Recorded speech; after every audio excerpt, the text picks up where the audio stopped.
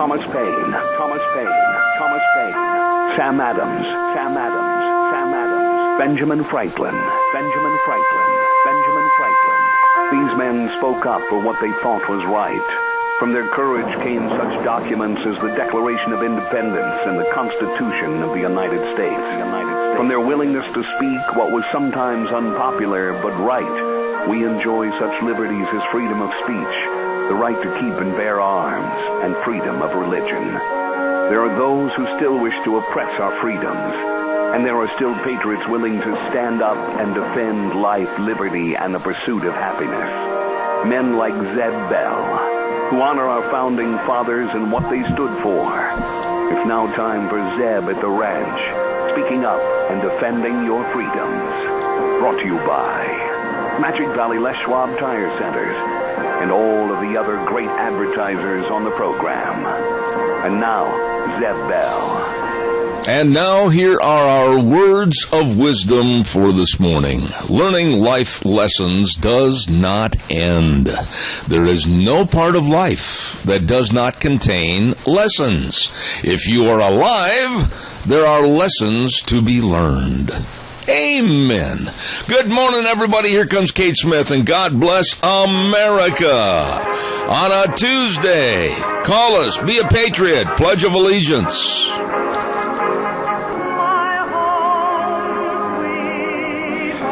That's the lovely Kate Smith, and a great voice. And, of course, God bless America. Good morning. I'm Zeb Bell at Zeb at the Ranch with our major sponsor, your Magic Valley Les Schwab Tire Centers, all 7 locations serving you, along with some of our great advertisers that include Western Waste Services, always at your disposal. Call, get on the route service today, 734-6969, and our friends at Valleywide Home and Ranch, 910 South Oneida in Rupert, everything for the farm, the home, and the ranch. Right now, on a Tuesday, the last Tuesday of this month of September, let's get our Pledge of Allegiance on the air. Good morning. Good morning, young man. How are you, my dear friend? Give us a pledge, please.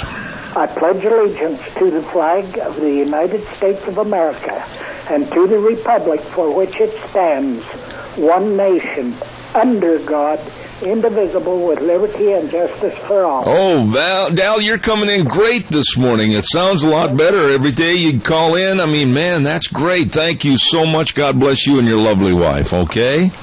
Okay, and the same to you. Oh, thank you. Nice people right there. Good morning, everybody. It's time for the weather forecast, and it's brought to you by Cheney Flooring and Home Design. And today, Tile Tuesday. Think out of the box when it comes to your tile. Choose a few that you like and then walk away and then come back a week later and see if you like the same ones. Oh, you can get all the information on carpet and flooring and tile and kitchen construction and home decor items, whatever you need to make your house a home at Cheney Flooring and Home Design, 1228 Oakley Avenue in Burley. Look for the blue door at Cheney Flooring and Home Design. Here now, Gina with the weather. Another beautiful fall day here in the valley, but changes are coming. Here is your weather forecast for Zeb at the Ranch. Looks like mostly sunny skies for today. High of 82 with an overnight low of 52. Supposed to be a little bit warmer than what we saw yesterday. Yesterday we saw a high of 80. For tomorrow, clouds are going to be rolling in. Looks like it's going to be mostly overcast. High of 78 with an overnight low of 54. Thursday, we do have a slight chance of rain showers in the evening. Going to be mostly cloudy. High of 67 with an overnight low of 47. And for Friday, well, that's when the rain is going to happen with a high right near 68. That is your weather forecast for Zeb at the Ranch. Gina, thank you very much. Excellent weather forecast brought to everybody by Cheney Flooring and Home Design, 1228 Oakley Avenue in Burley. Look for the blue door. Nice people. Hey, don't forget the sale that works for you. Every Thursday at 10:30 a.m., Burley Livestock Sale Yard, 1100 Occidental Avenue in Burley. Number to call for consignment information or information about the sale, 678-9411. Merv May, Kay Draghi, and Lance Udy serving you at the Burley Livestock Sale Yard, 1100 Occidental Avenue in Burley, with the sale on Thursday at 10:30. Oh, we got a lot of things to remind you of. I got to get some of these public service events out of the way. My dear friend George Mass and his lovely wife Donna and others are putting on an appreciation dinner for Dean Cameron. Mark this on your calendar right now, October 10th, and it's going to be at 4 p.m. to 6:30 p.m. at the Rupert Elks and Rupert Public Invited. Please check out Coming to show your appreciation for past Senator Dean Cameron, and going to be a lot of fun that evening, and we're going to be telling you a lot more over the next couple of weeks leading up to October the 10th. October the 10th, Zeb. It's right there on the paper. 4 to 6:30 p.m. at the Rupert Elks. Don't forget that. I want to also say thank you very much to SafeLink Internet. 677-8000, the number to call. First month free, no contracts, no credit checks, unlimited data. All you have to do is give them a jingle at 677-8000, Idaho's number one choice for wireless internet, and they are really good at their service work. Absolutely. SafeLink Internet, 677-8000. You give them a call today. Well, by the way, too, I had a lady call me the other day, and she said, do you really take your clothes into Daryl's Cleaners? And I said, absolutely, have for years and years and years, all my sports shirts and my Wranglers and everything. Well, she said, why are they so much better than anybody else? And, that's a good question, and I'll answer it this way, because they do things the way I want them done on my clothes, and they make them come back to me looking brand spanking new. I really trust these people. Daryl's Cleaners, 1223 Albion Avenue in Burley, and you stop in for your cleaning needs. And by the way, if you're going hunting and you haven't had that sleeping bag cleaned out since last year, you go ahead and get in that, dude. I wouldn't. You better get it cleaned at Daryl's Cleaners, 1223 Albion Avenue in Burley. All right, it's time for you to get involved in the program. That's why this program's on the air, is for your involvement. Give me a jingle, 436-2244, 1-866-927-4587. With great interest, I was watching and listening to what happened at the United Nations yesterday. And I understand from some of the sources that I've talked to back in New York City and then also Washington, D.C., that the temperature in the room with Obama and Putin dropped to just barely above freezing. These guys, they don't like each other. And to be very honest with you, that when I talked to the people back east this morning, all that I talked to said that Putin really upstaged Obama yesterday, and the rest of the world leaders knew this, acknowledged this, and it was obvious that our so-called President Obama absolutely being put in second place behind Putin, and that to me is very scary and very worrisome. The world is laughing at the idiocy and incompetency of the Democrats, led by Barack Hussein Obama. And then did you hear that comment by Rouhani of Iran? Oh, what a camel jockey. I mean, go back to the Oasis. He blamed us, the United States of America, for all the Mideast terrorism. Oh, come, please, to the point, my friend. Calls are welcome, 436-2244, 1-866-927-4587. I'll take a break for these words, and I'd like to have you get involved, so give us a jingle. Don't forget Ramsey Heating and Electric at 2600 Overland Avenue in Burley. They throw open the doors at 7:30 in the morning till 5 Monday through Friday. And you heard Gina say the weather is going to start changing. Well, maybe you'd better change your air filter in your furnace too, because now you said, well, I've given that furnace time off for the summer. Well, now it's time to think about making it ready and efficient for your heating needs. So check it out at Ramsey Heating and Electric at 2600 Overland Avenue in Burley, where they provide all your heating and electrical needs and cooling needs. At Ramsey Heating and Electric, where they provide warm winters and cool summers. Oh, by the way, Denny's Restaurant, 2 locations, actually, I want to talk to you about. 611 Overland and Burley and 291 Pole Line Road in Twin Falls with Thomas and his crew.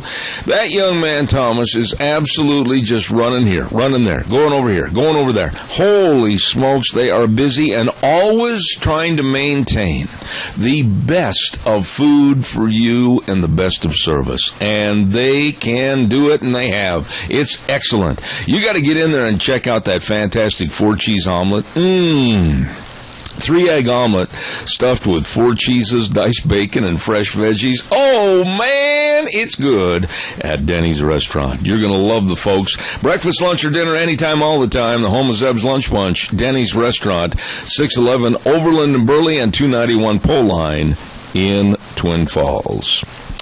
All right, your calls are welcome and appreciated. 436-2244, 1-866-927-4587.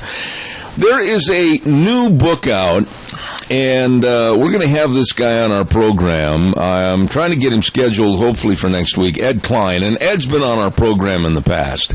He is a political writer of what's happening on the Washington, D.C. scene with presidents and their administrations, and goes in depth to go behind the scenes and get quotations and human interest stories from various people connected to those administrations. And the guy, as far as I know, and everything I've read, and all the people I've talked to in the news business say that he's a straight-up shooter, and what he prints is the way it is. Well, he was on television this morning, and he was talking about our dear target, Hillary Clinton, and quite frankly, what an unbelievable, unlikable crook she really is. I'm going to stand behind that comment. If the Democrats don't like it, go bury your head in the sand someplace. She is a crook. She's a liar, and she's a cheat, and she's a fraud.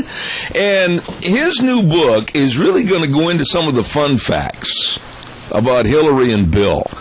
And in parts of the book, and naturally, the man didn't want to give away all the fun facts of his book and everything because he's trying to sell a book, for heaven's sakes.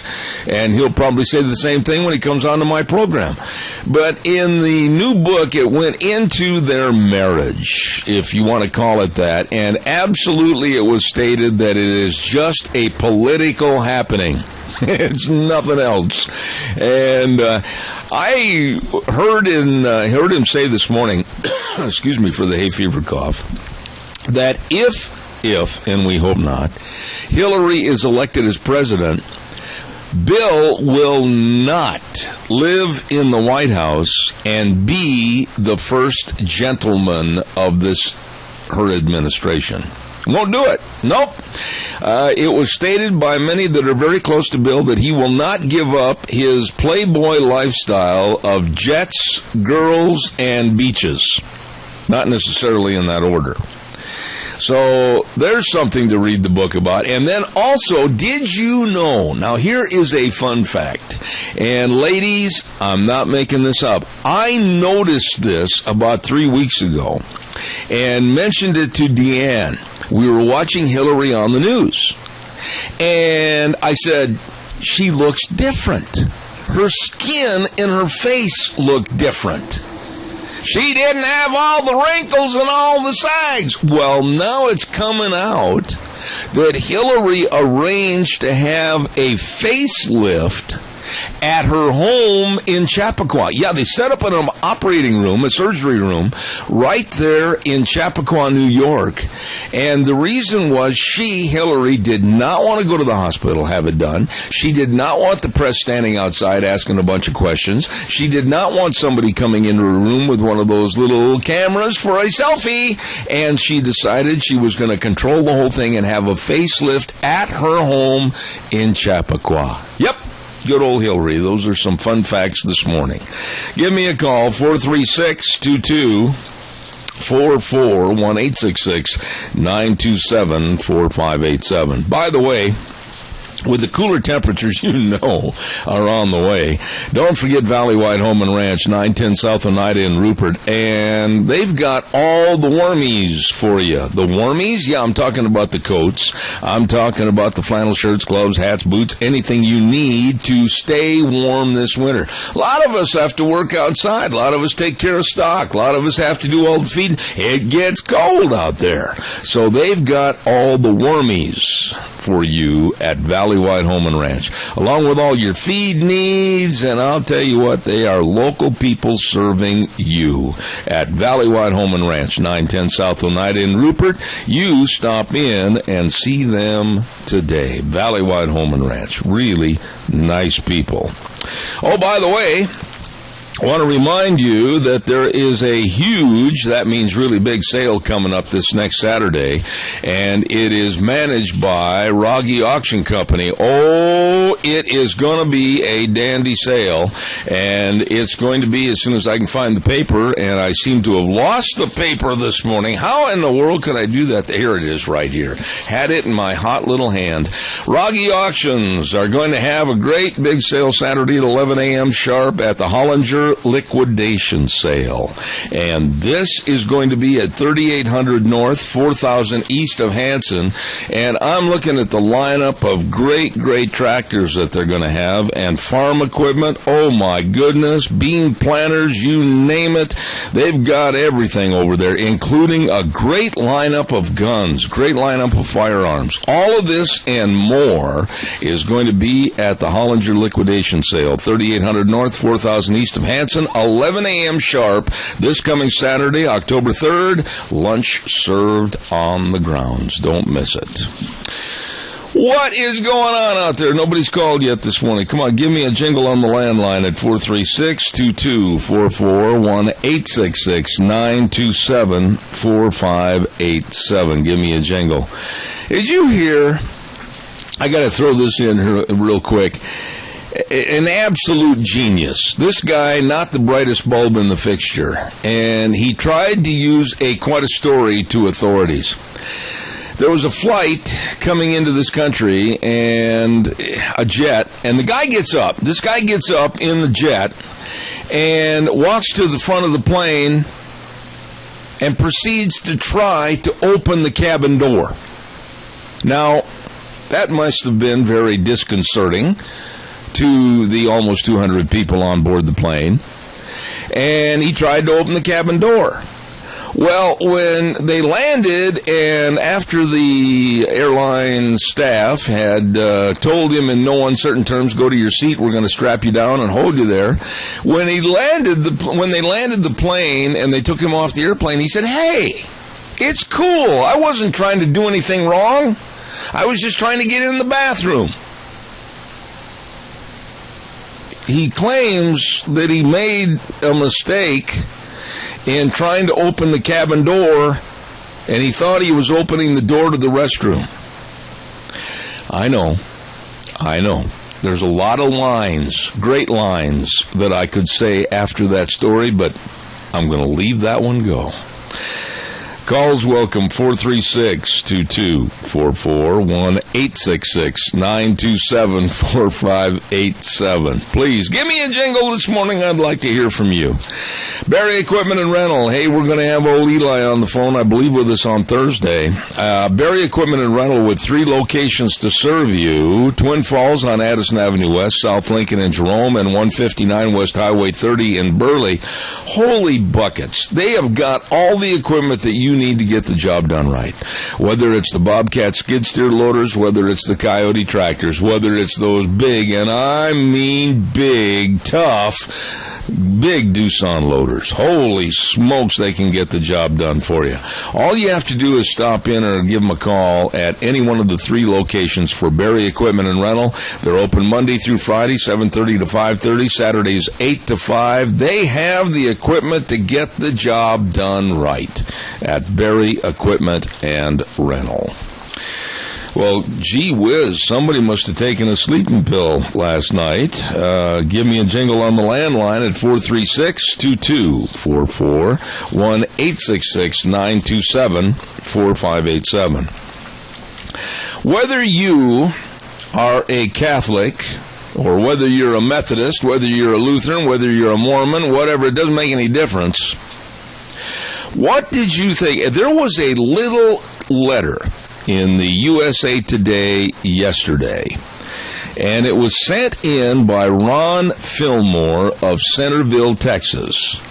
And I want to read a little bit of that to you, and we're going to talk a little bit more about it during Frosty Woldridge's segment this morning. But I want to get your opinion on this. Give me a call.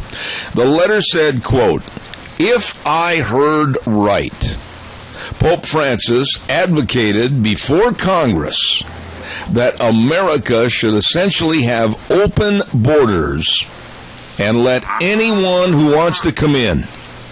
After all, they're just looking for a better way of life." And then his letter, hold on, caller, don't go away. Then his letter goes on and says, does the Pope not understand that such a policy would lead to the collapse of America and there would be no better life for anyone? America's quality of life is already in decline. When the goose dies, there are no more golden eggs. Let me know what your thoughts were about what the Pope had said while he was here. Caller, good morning. You're on the air. Good morning, Zeb. You know, the Pope said a lot of things while he was here. Yeah. And every time he would say something, that would draw me further away from him. Because he talks about the terrible way that we are here in America and all that kind of stuff. I don't go for that, do you? Well, you don't even have to ask that question. My feelings are this, and if anybody out there is opposed to my viewpoint, you have a right to call in on this program, and I'll sincerely listen to you. You know, we were all given at birth God's talents that were provided to each and every individual. Maybe some person has the talents of being a jet mechanic. Another person can grow up to be a great teacher. Another person can grow up to be an announcer. Another person can grow up and be a car manager and salesman. Doesn't make any difference. We all have talents. But with those talents, we have the right and the ability to try to make the most out of those talents and be successful. And a lot of what I heard the Pope say was anti-success, it was anti-capitalism, and it was basically everybody should be in the same mold and nobody should be having more or do more than anybody else. And that offended me. There, does that answer your question? Yes. Yeah, but you know, John Paul, the second, third, most recent John Paul. Yeah, right? yeah. I love that man, and I'm not of his faith. But he was a straight shooter, and he just loved everybody, it seems like. Well, I guess these remarks that were made at the United Nations, before Congress, I want to correct that. They really bother me because there are quite a few liberals that are in the news today, i.e. Pope Francis and others, that are making condemnation against the United States because we do have borders that we respect, or try to respect, but they want us to tear down the borders and let everybody in, and like this person said, when the goose dies, there are no more golden eggs. You don't see anybody trying to break into prison, do you? There you go.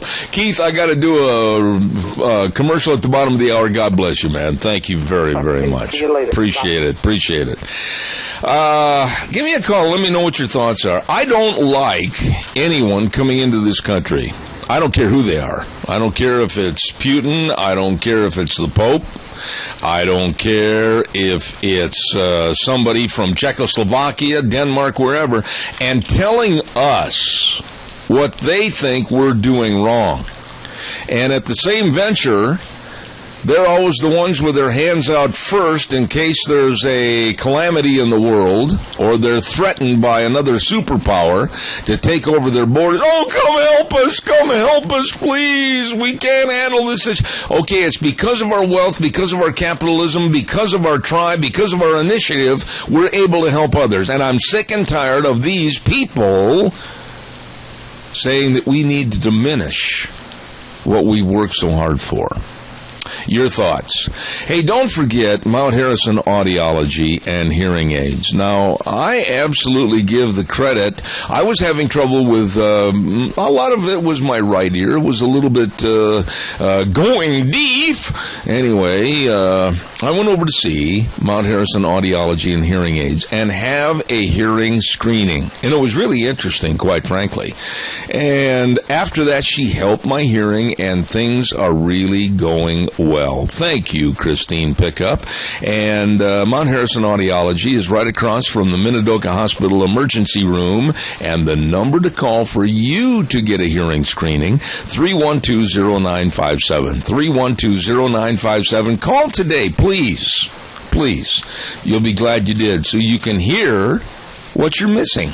Mount Harrison Audiology, 312-0957. All right, give me a call, 436-2244, 1-866-927-4587. By the way, a large group of evangelical ministers met with Donald Trump yesterday.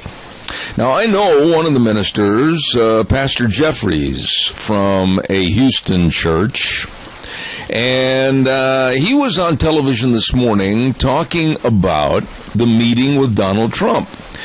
And Donald Trump, rough around the edges, needs a little sandpaper to hone everything down, but it was interesting about what would come out of that meeting with the evangelicals. Would they find him a phony when it came to the Bible? Would they find him too rough around the edges to support? Would they find him maybe acceptable? And here's what was so funny about that meeting yesterday. Almost to a person, all of the evangelical leaders and pastors and ministers that came out of that meeting, they, yeah, Donald, go get him. Yeah, stay yourself. And Pastor Jeffries got on television this morning, and he was asked about Donald Trump's attitude with the Bible and with Christianity. And he looked right at the camera and he said, I want Donald Trump to be Donald Trump. He said, I'll take him as he is. We already now have a president that hates Christianity. And I believe that Donald Trump will be much nicer to Christians in this country. Whoa! Really let Obama have it. And so the evangelicals met with him yesterday, and they are supporting Donald Trump, according to Pastor Jeffries from Houston, Texas. Give me a call, 436-2244, 1-866-927-4587. And, oh, by the way, the new polls came out, and I don't know whether I give stock or credit to these new polls. I mean, everybody's got a poll. Here's a poll, there's a poll, everywhere a poll. And there's always that margin for error, whatever, plus or minus 3 or 4%, 3.5%, whatever the case might be. Well, anyway, Trump and Carson are virtually tied in this latest poll yesterday.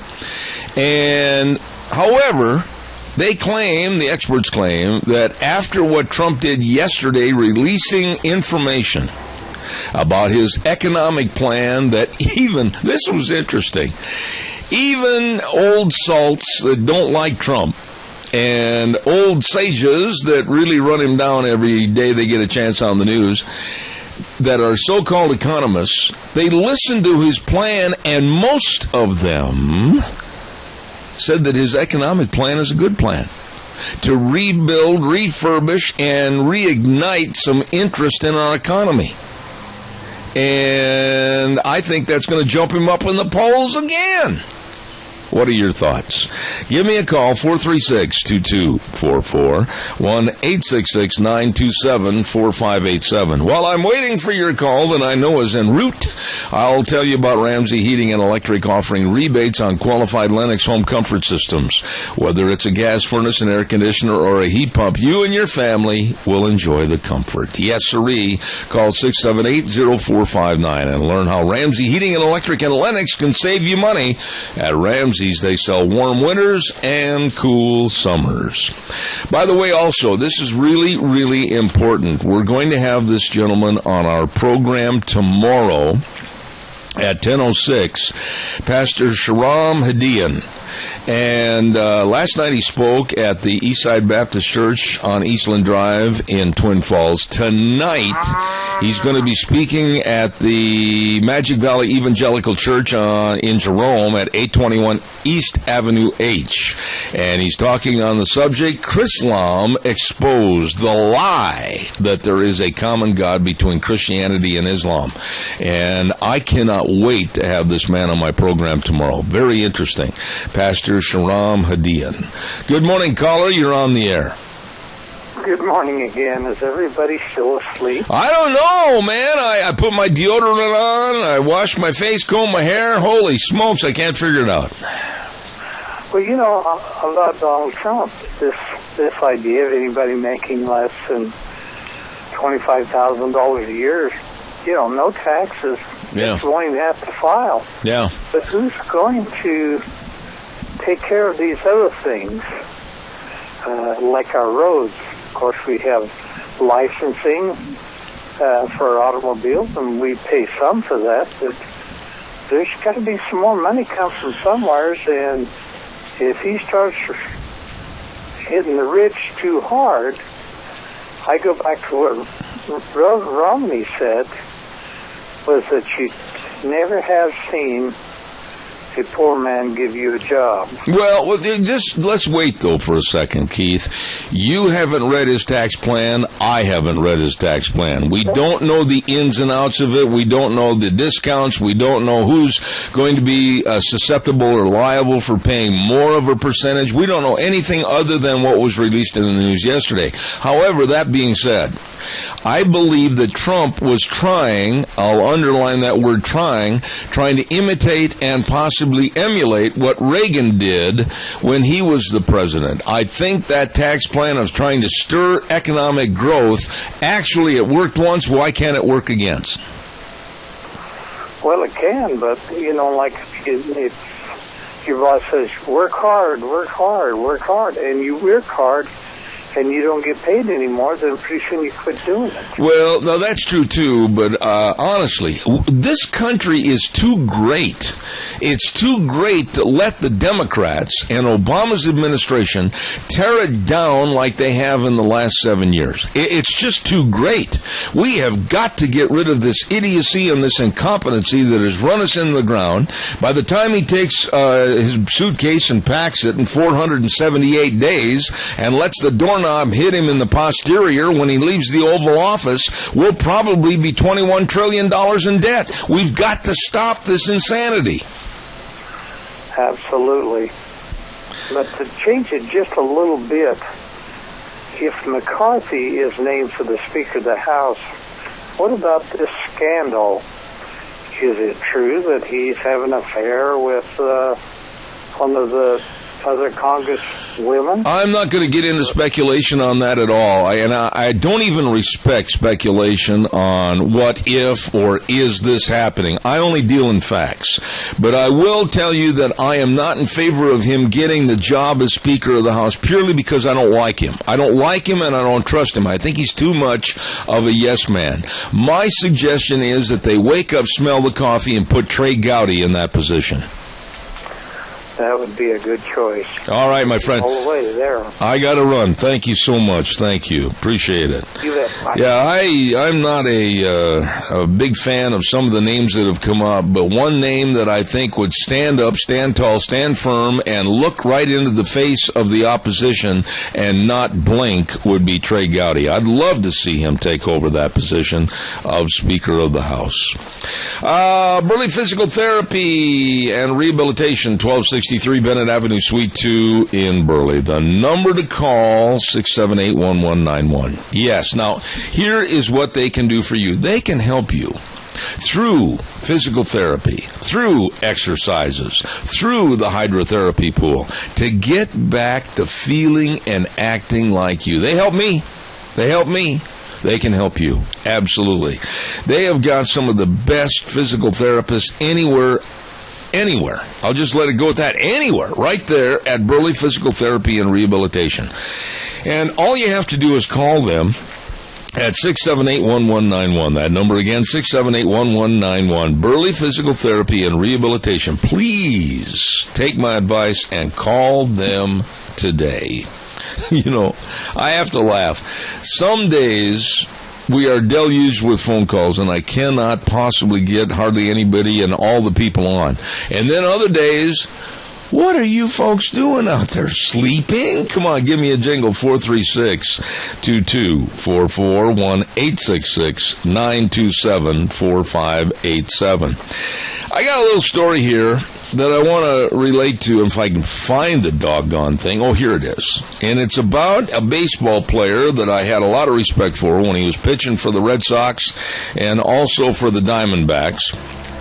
And that's Major League Baseball pitcher Curt Schilling.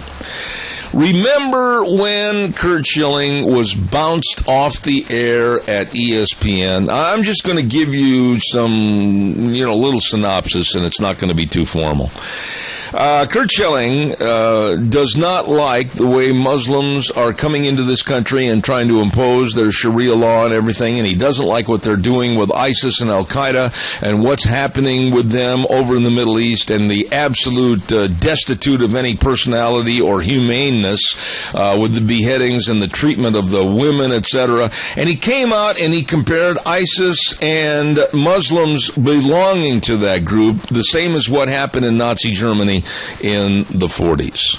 Oh, ESPN, they bounced him. They suspended him. And he didn't say it on the air. He didn't say it during a baseball broadcast. He had posted it on Twitter, comparing Muslims to Nazis. And quite frankly, is he wrong? You tell me. No, he's not. Well, he came out and they suspended him, which I thought was absolutely asinine. Freedom of speech in this country? Are you kidding? Even when you're not on your job, 24/7, 365, Big Brother's watching you? Give me a break. Well, he came out and defended Ben Carson's comments on Muslims.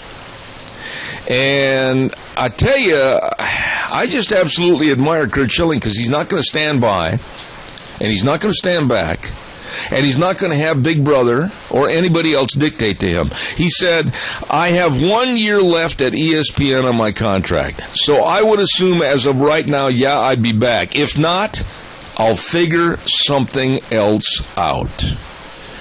I admire. I wish politicians in general had the backbone and the spine to realize that we hired them through the vote to go and represent us and our viewpoints and our wants and our needs and our desires and stand up for us instead of worrying about getting reelected. I've lost almost, I'll say about 80% of my respect for politicians because they are cowards and no backbone to stand up for their constituents or their viewpoints for fear, I might not get reelected.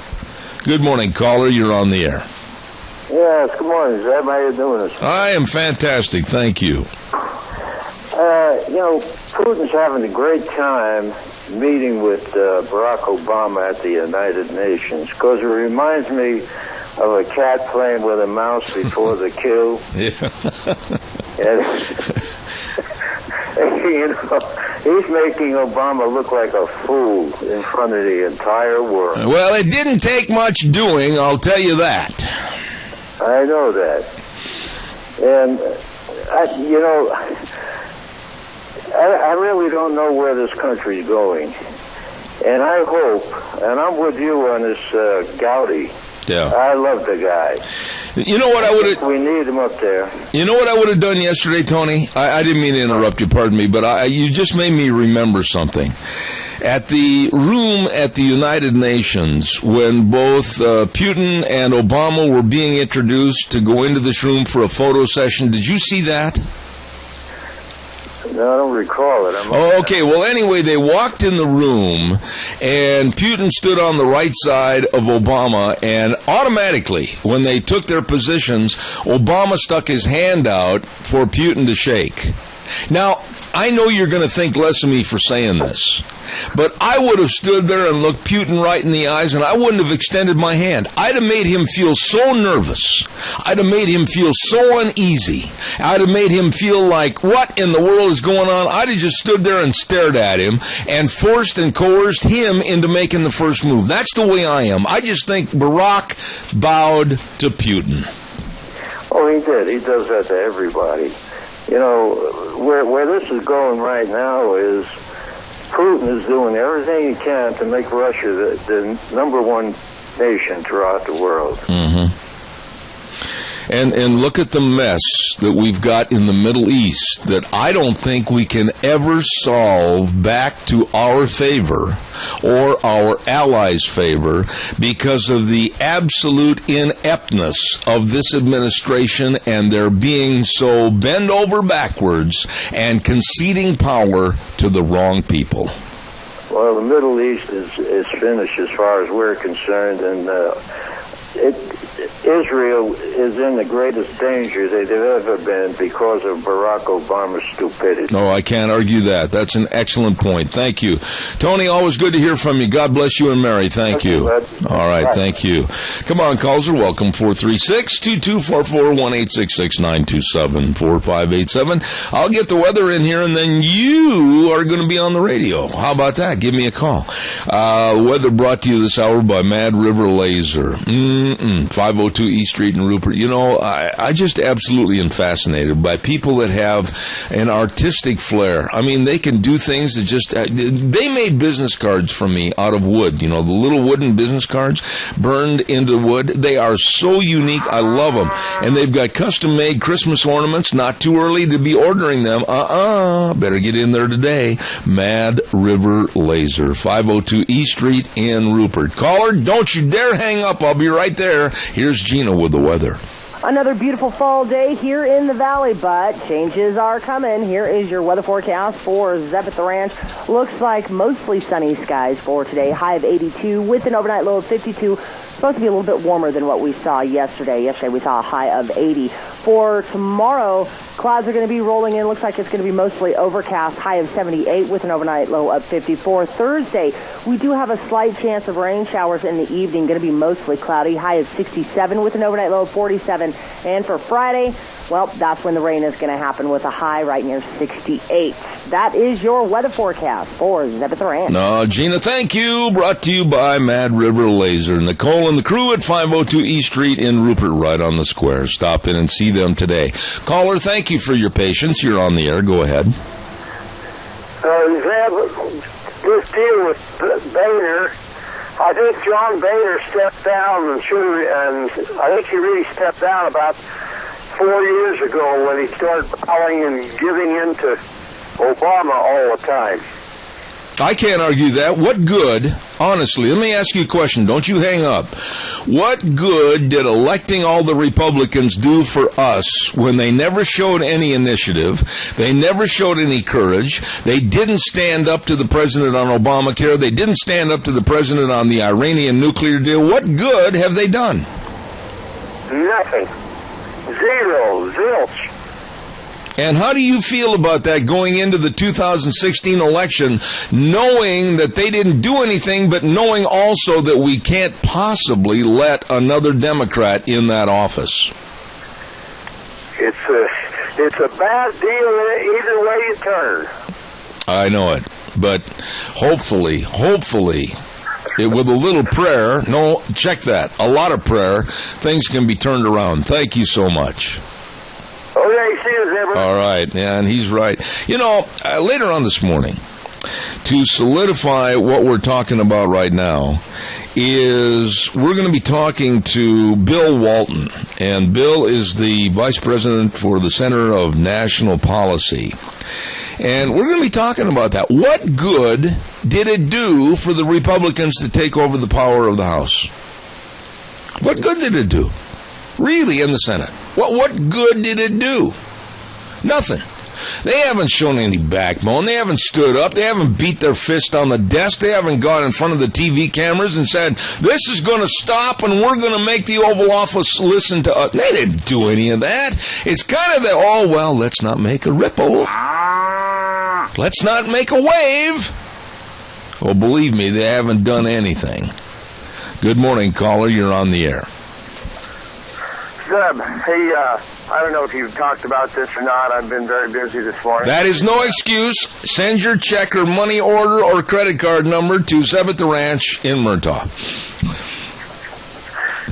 But a little item that my wife brought to my attention. ISIS, you know, considering what they do on a daily basis, beheadings, just barbarism beyond belief, you say to yourself, you know, one day there's going to be biblical, you know, retort against these people. And I don't know if you know this or not, but one of the new problems for ISIS is AIDS. The AIDS is growing unbelievably in their group. Yeah.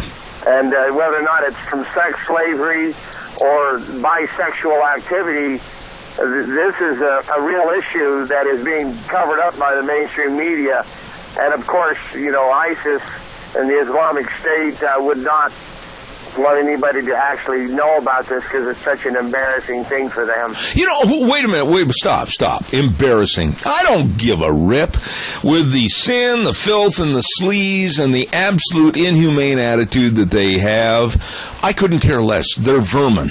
They are filthy vermin on the face of the earth that needs to be eradicated. I won't listen to any of the liberal left saying, oh, well, they must have some good redeeming qualities. No, they don't. They should be stepped on like a bug and then squashed into obscurity. Well, I don't care about their embarrassment either, but it's like they say, you know, this is almost divine retribution to a point. You know, again, we have free will. Yeah. And, you know, you screw around with it long enough, eventually you will suffer the consequences. And, you know, you cannot poison the well too long before eventually your own family are drinking from it too. Well, the problem in the world today, and I'm not here to preach to anybody this morning, but I'm just going to say my beliefs. I think that we are looking at revelations coming to life. I think we are looking at situations right now where the good Lord is starting to knock on the door and the trumpets may be heard. And you know something? For those like ISIS and Al-Qaeda and all of the other vermin in the world, heads up, boys, trouble's coming. Well, like I say, you're right. Ignoring it is you do at your own risk. Yeah. And the consequences are not worth it to me. Well, and then I got to question this every day. I mean, really, if you were a Democrat, and I'm not trying to poke fun at you, I said if you were a Democrat, and I'm saying this seriously, how could you possibly stand up like some of these knotheads and dimwits that we got living even here in the state of Idaho? Oh, Hillary's going to be fantastic. Or, oh, Bernie Sanders. Or, oh, Joe Biden. Really, it's the same old wannabes, never were or has-beens in the Democratic Party. They've got nothing. No, they don't. And the people that think they do, those people scare me to death because, you see, when they are helping decide our future, and they are, you see, there's only so much you can do without help. Yep. And together we have to fight back. Because it is up to us. From much is given and much is expected. There you go. And we've got to be responsible. Well, and I tell you what, that's why we're going to keep on keeping on this program. Oh, I tell you what, there's a lot of nitwits out there, but I'm having fun with them. Randy, God bless you, man. Thanks so much. I appreciate it. Don't forget your Magic Valley Les Schwab Tire Centers. Oh, my. Hey, by the way, too, I kind of passed over on this the last couple of days, but they've got a lot of custom wheels. Yeah, the custom wheels to really dress up your four-wheeled wonder, along with all your tires for your certain driving needs, and brake service. I want to hit that they absolutely have the professionally trained technicians and the brake industry's best warranty with premium quality parts. Yes, sirree. Along with shocks and struts, front end alignments, batteries. Now, the batteries. Why don't you take it upon yourself today to stop into any one of the 7 locations of your Magic Valley Les Schwab Tire Centers and say, would you please check my battery? And oh, that's a good thing, because if it's not going to get you through the winter, you better get another one right now. And they've got the best of batteries. Stop in and see Lane and Rupert, Dave on Blue Lakes and Twin, Mike and Buell, Mike and Jerome, the Twist family in Paul, John on Poline in Twin Falls, and Randy on Overland in Burley. Your Magic Valley Les Schwab Tire Centers. Oh, by the way, the green and the gold prevailed last night, as I expected. The Green Bay Packers are 3-0 right now, undefeated, and Aaron Rodgers threw not 1, not 2, not 3, not 4, but 5 touchdown passes last night. Oh, yeah, they totally eliminated, from that game at least, the Kansas City Chiefs. And it was kind of a historical game last night, as they were celebrating the anniversary, actually, of the first Super Bowl in Los Angeles that did have both those teams, the Packers and the Chiefs. And I remember that game very, very well. You are listening to Zeb at the Ranch, and of course, make sure you're hearing everything. Contact Mount Harrison Audiology for hearing screening. Call 312-0957 today. And next hour, we've got Frosty Woolridge at 9:06, and then at 10, then at 9:30. Don't jump ahead, Zeb. Easy. 9:30, Tim Graham with the Media Research Center talking about Donald Trump. Stay tuned. We got a lot right here on Zeb at the Ranch. I'll see you back here in 6.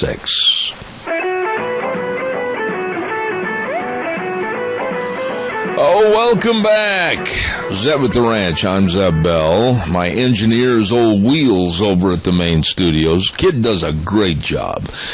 Got to butter him up, build him up, because he is good. Thank you very much. And, of course, brought to you by our major sponsor, your Magic Valley Les Schwab Tire Centers, all 7 locations serving you, along with some of our great advertisers, including Valley White Home and Ranch, 910 South Oneida in Rupert, everything for the farm, the home, and the ranch, and our friends at Western Waste Services. From the canyons of the Snake River and all across southern Idaho, we're always at your disposal.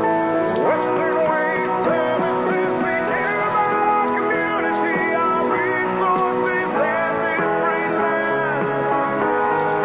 Western Waste Services is lending a hand, always at your disposal. Western Waste Services. Always at your disposal, and they've got all the porta potties too. I had a lot of fun working with Ann and all the folks over there at Western Waste. Kelly, thank you.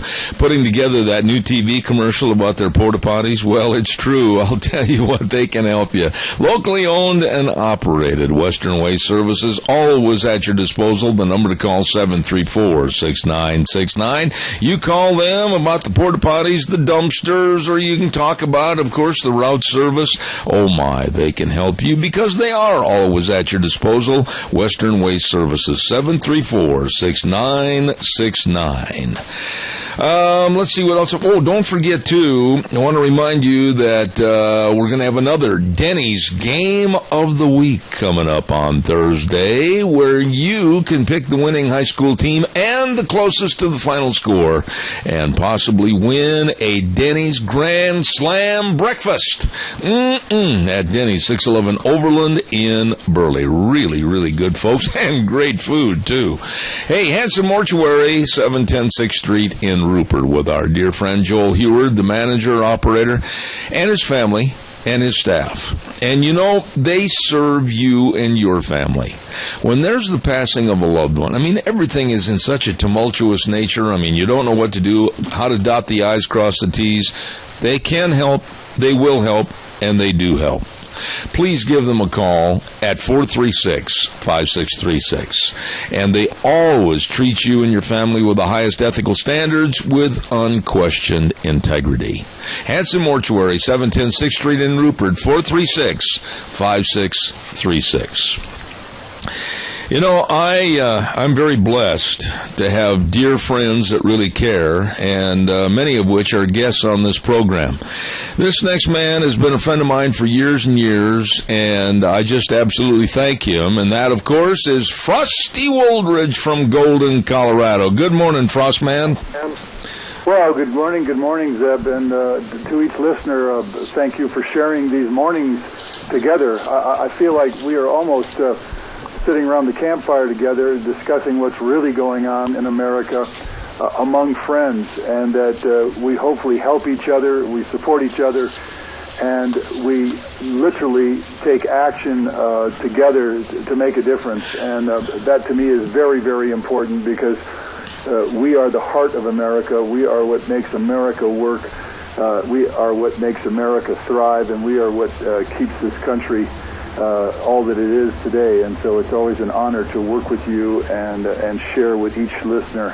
And so it's been about almost 13 years now that we have been doing sharing, and we first met and really came into an understanding. So it's really been a pleasure with you. And Deanne, I thank her for all of her great organizational skills. Damon, of course, at the keyboard right now, and all that goes with that. So it's truly an honor to work with you and enlighten Americans across this country on your show each week. All right, Frosty, I want to get right to it, and I thank you for your kind remarks. You and I, whether it's privately or on the air, have really voiced a lot of concerns about what's going on in this country with the refugees and the illegal immigrants, etc. I want to highlight again this morning my concerns over an editorial, and you can feel free to look this up. It was in last Sunday's Times News editorial op-ed page, and basically they demonized and denigrated anyone and everyone that did not agree with bringing the Syrian Muslim refugees into this part of the country in this state. The headline was, "Religion is the last ugly defense for refugee opponents." And I'll tell you what, the whole gist of this article was that because we're bigots, because we are hate mongers, because we relish and hate against these refugees, we should be absolutely shunned and put out into the hinterland, because the Times News and CSI, the campus, they are right and all of us are wrong for our concerns. That being said, that's where you enter the door, stage right. Tell me your thoughts. There's no question that this refugee scam on this country was completely and totally exposed by Ann Corcoran, and she's about a 65-year-old woman who created, and I really offer each of you to go to this. It's www.refugeeresettlementwatch.org. Become a member. Refugeeresettlementwatch.org. And her 4-minute video shows you exactly what's going on, that the UN is dictating all of these refugees. They're sticking them in communities.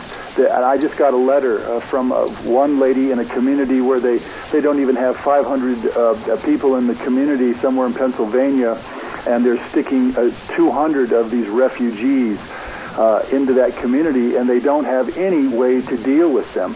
But also understand this. Germany right now is having tens of thousands of Germans are marching in the streets in the last couple of days of last week, saying we don't want any more refugees. And there was 30,000 counted in Prague in Poland, screaming as they do not want any refugees in their country. And the fact of the matter is, we already take in 1.2 million legal refugees every year into this country. It's called legal immigration, and the line never stops. And as I've said many times, we're about to add another 100 million. And for those of you who want to understand the result of that, read Ann Coulter's book, Adios America, The Left's Plan for Turning America into a Third World Hellhole. And so no matter what these academics say and all of the press that they get, the bottom line is our communities are being destroyed by a culture and a religion and a worldview that has nothing in common, and in fact would destroy the U.S. Constitution if it had enough numbers. And when it grows enough numbers, the facts speak for themselves. Europe is going down. Canada is in chaos right now. Australia is having the same problems because these people do not assimilate. They do not become a part of the community. They do not pay attention to our laws. And they are absolutely antithetical to the U.S. Constitution. So I will stand on the truth and the facts and the experience of what's happening to Europe rather than pretend like these academics in the college ranks are pretending that this is all going to work out. And as you know, I wrote a piece, I think it was a year or so ago, we have to literally get ready for a different kind of America. And that different kind of America is not going to be fun for anyone because there's going to be racial tension, there's going to be severe religious tension with Islam, because Islam is not compatible with Christianity, and our country is and always has been a Christian nation. And that's a fact. We built this country on that premise and that religion. And we're going to see tremendous fracturing and fragmenting. So all of those academics, they literally are blowing smoke up everybody's dress, and they literally don't know what they're talking about because they simply are academics and they have no understanding of the reality of what we face. Absolutely. You know, Frosty, in my position and yours, I mean, we've been kind of joined at the lip for the many years you've been on the radio with me. We went through a kind of desperate times fighting all the liberals and the naysayers when Obama was running for office in 2007, and it got dirty because the Democrats like to play in the mud. They started calling us racist, and they really carried this thing to the extreme. Now, in this situation, and I'm amazed at this because everybody seems to have forgotten about 9/11. Everybody seems to have forgotten about the Boston bombing. Everybody seems to have forgotten about all the atrocities around the world, and they seem to be promoting, loving, and enhancing Islam and Muslims more than Christians in this country that are concerned for their culture and their welfare. That's exactly correct, and you know they're negating or ignoring, and you'll see it on all of the reports. No mention of the Boston Marathon bombers, no mention of Chattanooga and the killings there, no mention of Fort Hood, no mention of the Oklahoma beheadings, no mention of the New Jersey beheadings and behandings. No mention of the honor killings to Noor down in Phoenix. No mention of the honor killings in South Carolina and Texas. And these are all just recently, the last year or so, and more to come.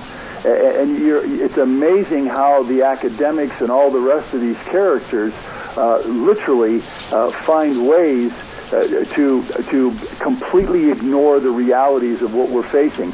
I mean, right now in Minneapolis, Minnesota, 100,000 Somali Muslims, all living on welfare, all creating new drug wars, their own kids going off to fight jihad, and of course you're going to see more and more women being completely and totally treated like just nothing, and of course the rapes that are going on. The fact is that you and I, as we report these, have the facts on our side, and all of the academics and all of these leftists, or whatever you want to call these liberals, they're just out in la-la land, and we're facing some really horrific consequences on so many fronts. Yeah, well, listen to this. I want to read a paragraph and then a final sentence of this op-ed piece, because I want you to be aware of what was said. The debate about facts is over, and now we must act. City and county leaders should immediately draft and pass resolutions expressing their support for the refugee program, proclaiming our community a welcoming place place for all people and religions.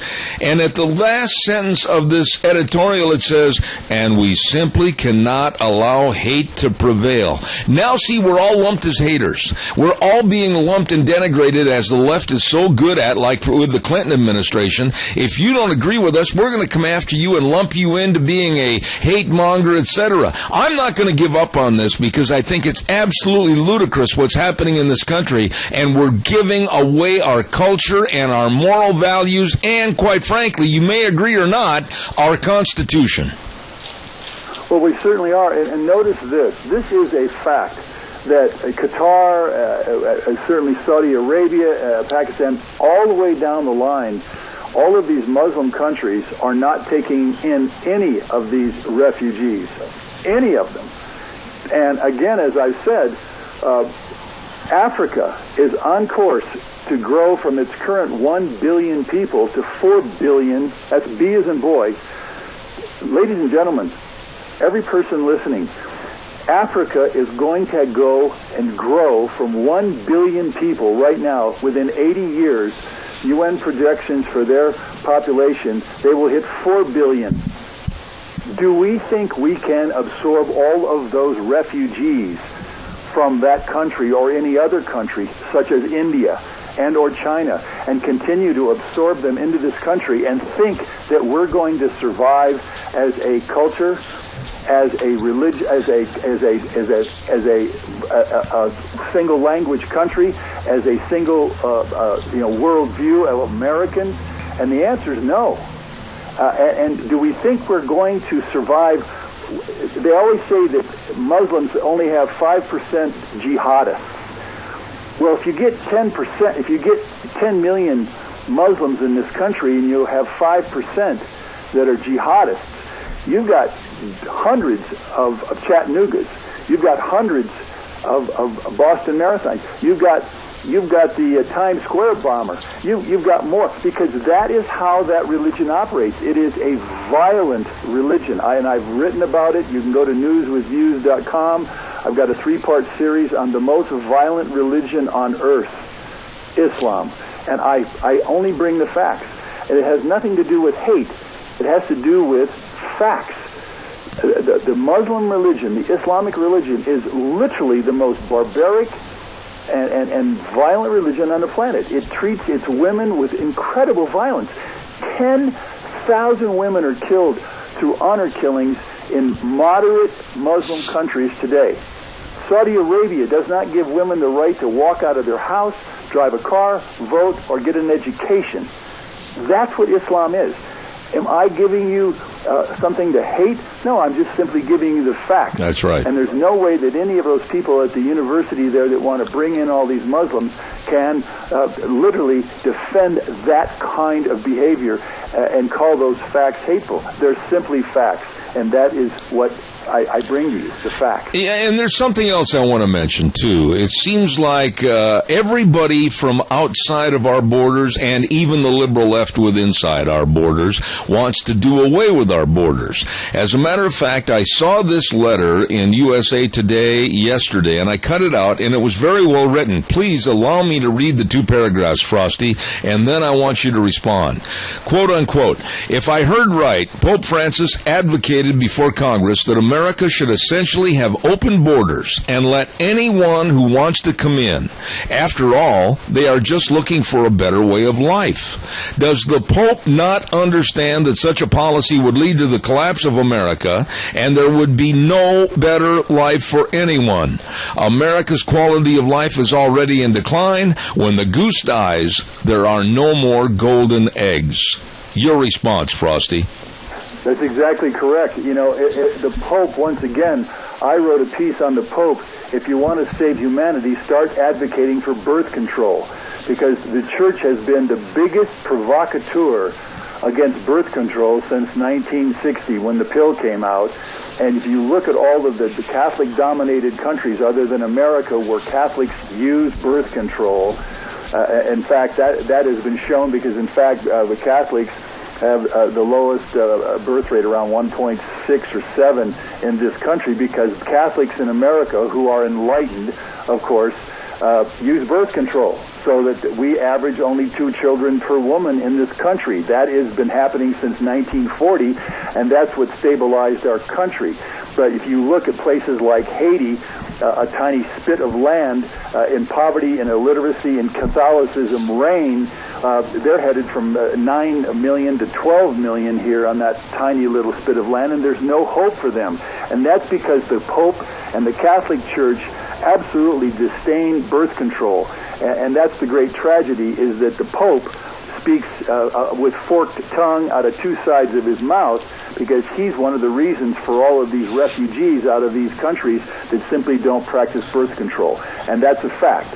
And so the Pope is living in the 1st century rather than dealing with what's going on in the 21st century. And I'm pointing that out, and I pointed it out in that piece that you can all look at, and that is Pope Francis. While you're here, please advocate for birth control worldwide. That's the column that I wrote. Well, the thing that we've talked about on this program for years, it's not a new topic. We've talked about strengthening and upholding the sanctity and the sovereignty of our borders. No other country in the world lets what's happening here happen to them. But yet all of them are standing up as cheerleaders saying, "Oh, come on, America, you're so rich, you're so wealthy, you're so capitalistic, you've got all the money, open your borders so we can flood our people in." And you know something, Frosty? I've had it. I'm going to keep fighting back every day on this program. I'm going to fight with you on this thing, Zeb. For those of you who care about the Trump nomination for President of the United States, and some of the pundits are saying right now that he has not just a good chance to become President of the United States, he is really a very good chance, because he's tapping into what's happening to America, and Americans are responding. If you want to know about the policies, the tax, I heard him on 60 Minutes with Scott Pelley, who tried to, Scott Pelley didn't do a very good interview. He was so biased and name-calling. And yet, of course, Trump literally took him by the horns and threw him down, so I was really proud of that. But go to www.citizensfortrump.com. I truly think, at this point in time, whether you like some of the things that Trump is or isn't, he's a man who cares about America. And to tell you the truth, if we vote another politician in, say a Rubio or a Jeb Bush or any of these guys that got us into this mess, if we vote another a guy like John Boehner from Ohio, who did nothing to stop illegal immigration in all the years that he was a speaker, did nothing to pass E-Verify. In fact, he stopped E-Verify, which would have given jobs to Americans rather than all these illegals, because it would have been a bill to force employers to E-Verify, and that means electronically verify their citizenship and their ability to work here. And Boehner was just lockstep with Barack Obama. Both of them ought to go to prison for treason against the United States and the people of America. So I'm hoping that everybody understands that we are at a crosshairs in this country. If we go and elect another Hillary Clinton or a Jeb Bush or somebody of the usual career corrupt politicians, we're in for one nasty ride once again for another 4 years, because we can't keep taking this ride much longer, Zeb, because we're just not going to survive as a civilization. Absolutely. I can't believe the clock must absolutely accelerate when we're on the air together, because, man, it's already time to say goodbye, but I want to tell you how much I appreciate you being on the program. I appreciate all your writings. You and I have talked about my blog, your blog, etc. God bless you, Frosty Woldridge in Golden, Colorado, and we'll see you next Tuesday. Zeb, God bless you, and please, each listener, go to those websites, and again, also capsweb.org and numbersusa.org.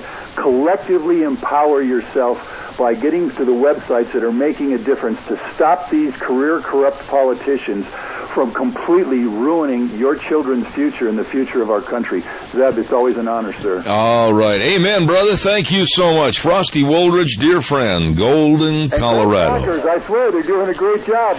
Hey, go Green Bay. See you later, buddy. You got it, baby. We'll talk next week. All right. Thank you. I appreciate that remark. Thank you. Hey, don't forget, let's ride. Yes, sirree, Bobby. 270 Highway 24 between Rupert and Hayburn, where the fun is sold. Yeah, buddy. Have you noticed the trees, how they're turning? Pretty up there in the hills, I'll tell you what. You know, tie on an old coffee pot and maybe a little slab of bacon, go up in the hills, have breakfast. Oh, sit around and just enjoy. Well, you got to have a four-wheeler to get there, and they've got rebates on Suzuki 4x4s. It is beautiful up in the hills. Get up there and enjoy. That's your land. Enjoy it. You better believe it. And they've got the new Timber Sled snow bikes, too. Great way to enjoy the snow this winter. All of this and much, much more with all the accessories and a great service department, too, at Let's Ride. 270 Highway 24 between Rupert and Hayburn. Yep, where the fun is sold. Really nice, folks. Rogge Auctions. I'm pretty high on these folks because, man, they run an auction. Rogge Auctions, LLC, and I'll tell you what, they've got a ripping good sale coming up. This Saturday, October 3rd, 11 a.m. sharp, the Hollinger liquidation sale, 3800 North, 4000 East of Hanson. Oh, yeah, lunch is going to be served on the grounds. They've got all kinds of tractors, and I mean all kinds of tractors. They've got manure spreaders. They've got bean planters. They've got everything. They've got guns, a great complete list of all the guns and ammo, all kinds of goodies right there at this sale. The Hollinger liquidation sale coming up this Saturday at 11 a.m. at 3800 North, 4000 East of Hanson, and managed by Rogge Auctions. Don't you miss it, okay? I want to also say that when you're over in the neck of the woods of 270 Highway 24, like for Let's Ride, just go up the road a little bit closer to Rupert, and you can't miss seeing our good friends Cameron and Siemens Insurance, Highway 24 in Rupert. My goodness, and when that trumpet goes off on my cell phone, I about jumped right out of the studio. All your life insurance, health insurance, retirement planning, employee benefits, and more for your protection, family protection, business protection is right there, with folks that are really accessible and devoted to serving you. Cameron and Siemens Insurance, Highway 24 in Rupert. Call for an appointment today at 436-4424. Okay. Let us go to the phone line right now, and I believe we have with us a gentleman with the Media Research Center, and that's, of course, Tim Graham, Director of Media Analysis. He knows everything. That's what it says on his business card. Good morning, Mr. Tim Graham. How are you? Oh, shoot, I thought I just had my phone number. Oh, yeah, but I got the whole meal deal. I got everything. It says you are the encyclopedia of political knowledge. Yes. No comment. Okay. Hey, Tim, what's going on with Donald Trump? I mean, I got to admit to you that when Donald threw his hat in the ring, I really thought he'd be like a flaming star. He'd go up, hit a pinnacle, and then maybe start to recede and then diminish. It's not that way. And he's still in the top tier as number one, and some of the media analysts say that, oh, well, Carson's catching up. But what's going on with Donald Trump right now? Tell us your thoughts. Well, right now, they're all trying to deal with his new tax plan. And to whatever degree it seems to be liked by the Reaganites, they don't like it. But in general, I mean, obviously, the latest polls haven't been so good for Trump. What we put out most recently was when the Pope visited last week, the Pope got 8 times as much coverage as Trump, when, of course, most of the weeks before that, Trump was getting 8 times the press of anybody else. So that's intriguing. And then I think that the other thing we just put out was, what's intriguing is the Spanish language news networks, and our MRC Latino project now tracks that, gave us more Trump coverage in recent weeks than the English language. And I think it goes without saying that the negativity of the English language networks on Trump is surpassed by the negativity of the Spanish language networks on Trump. Well, Tim, in your opinion, and you deal with this every day, I mean, he's an outsider, as is Dr. Ben Carson and Carly Fiorina. What is there about Trump, though, that the media absolutely loves to hate, loves to try to come up with different plans to throw him under the bus, even Fox News? What's going on here? Well, I think Fox News has had a unique relationship with Trump over the years. I mean, a very promotional effort with Trump over the years. I think that now they are in a more contentious relationship now. He's never liked the question Megyn Kelly had to ask him about his attitude toward women. But he's negotiating with them now. You know, whenever he gets attacked, he says, well, I'm going to pull myself off the air, and we're going to negotiate till you turn back to being positive. He can't really make that deal with the rest of the press in any way. I would say, obviously, what they all took after in not liking about Trump in this cycle is that he basically said the Mexicans don't send their best into America, and you know they sort of mischaracterized that into a broad statement of the Mexican immigrants are all scum, and you know and I think they like the whole notion that the issue of immigration is going to just destroy the Republican Party. I mean, they've had this wish for about 10 or 15 years now, that with changing demographics, that the Republican Party is the party of, what do they call it, pale, stale, and male. Old white guys. That's the only people that vote Republican anymore. Yeah. That's their theory. So, you know, they think this is a terrific wedge issue for the Democrats, and Trump's the man. Let me ask you this, and I'm not poking my finger at you, Tim, but you said it. You said Mexican immigrants. I disagree with that statement, because if you cross the border illegally, you are an illegal alien. You're here illegally, and you're alien to this country because you're not a citizen. And I think I take exception with a lot of people, especially politicians, that always refer to them as Mexican immigrants. They're not. They're illegal. They're coming in across our borders, and they're illegal aliens. Why can't Trump and others call it like it is? That's very true, and I was merely stating the way that they put it. Right. Look, there is very interested Latino lobby, including the National Association of Hispanic Journalists, who have tried to force the word illegal out of the language, especially in the language that's used in the news media. So now they have this tortured definition of people who are in the country illegally, like that's different than illegal immigrant. But they get really angry about, we don't like the modifier, you know, people aren't illegal. No, what they did is illegal. Right. Their immigration was illegal, you know, and this is where it's the same mentality that says speeding is not making you an illegal person. You know, well, you were speeding, you know, and so... we even had the example where there was a saloon or a restaurant in Colorado that was called Illegal Pete's, and they agitated to have the name changed. Oh, my God. You got to be kidding me.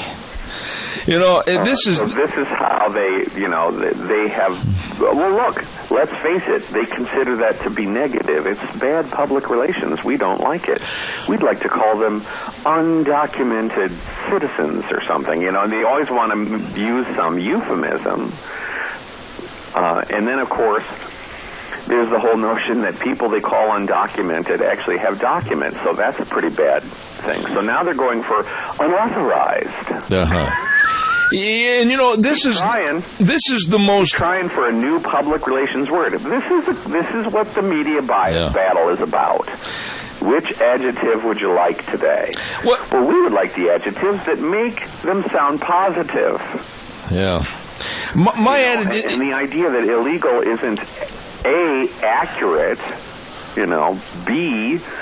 You know, it describes what the problem is, and that is you have immigrated without permission, without following the law. And, you know, I think what's really missing in all the coverage, of course, is that America's pretty much the most open to immigration of almost any country in the world, and you totally miss that. And if I was Trump, I would tell him, I said, I would like to make America's immigration about as tough as Mexico's and see how that goes. Absolutely. I agree. Now, saying what you just said is applicable to what happened this last week with Pope Francis when he spoke before Congress, and he basically said that America should essentially have open borders and let anyone in that wants to come in. I find it very distasteful. I find it very disgusting that people from other countries and other walks of life would look at us, the United States, and say, hey, you Americans, you take everybody and like it. No borders. We want to see you go down to a third world status. That's basically what I think they're saying. Do you disagree?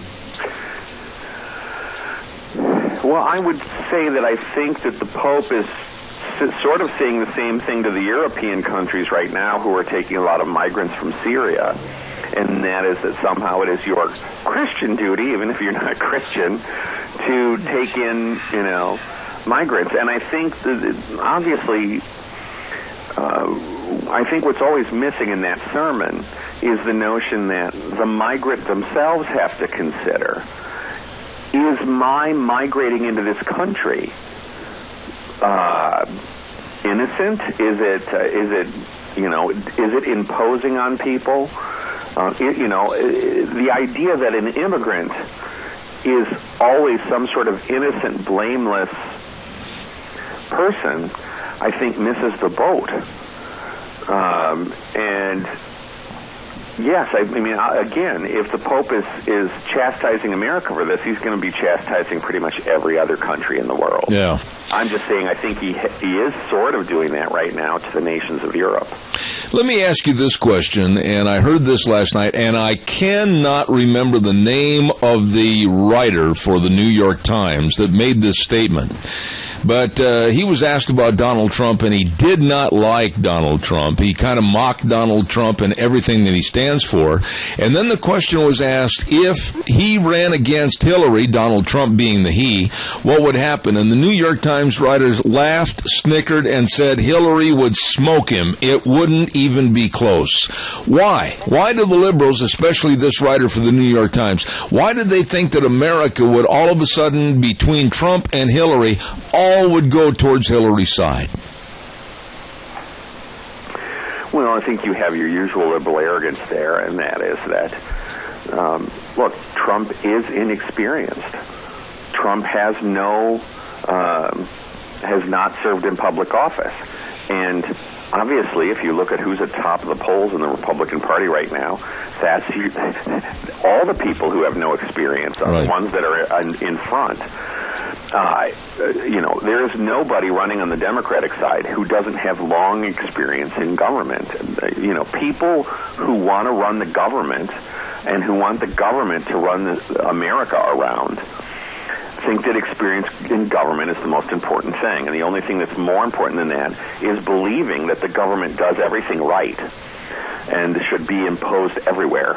Unless, of course, you want to abort a baby, then, let's all be libertarians. Mm-hmm. But, they just always assume, and again, based on their feelings on immigration and Latinos and whatnot, that Trump is the worst of the Republican Party, and he would do worse than any other candidate. I think the problem they have right now is, what the latest set of polls somebody did, Biden did better against Trump than Hillary. Bernie Sanders did better than Trump against Hillary. And in the polls right now, Hillary barely beats Trump. So, the arrogance just isn't based in reality right now.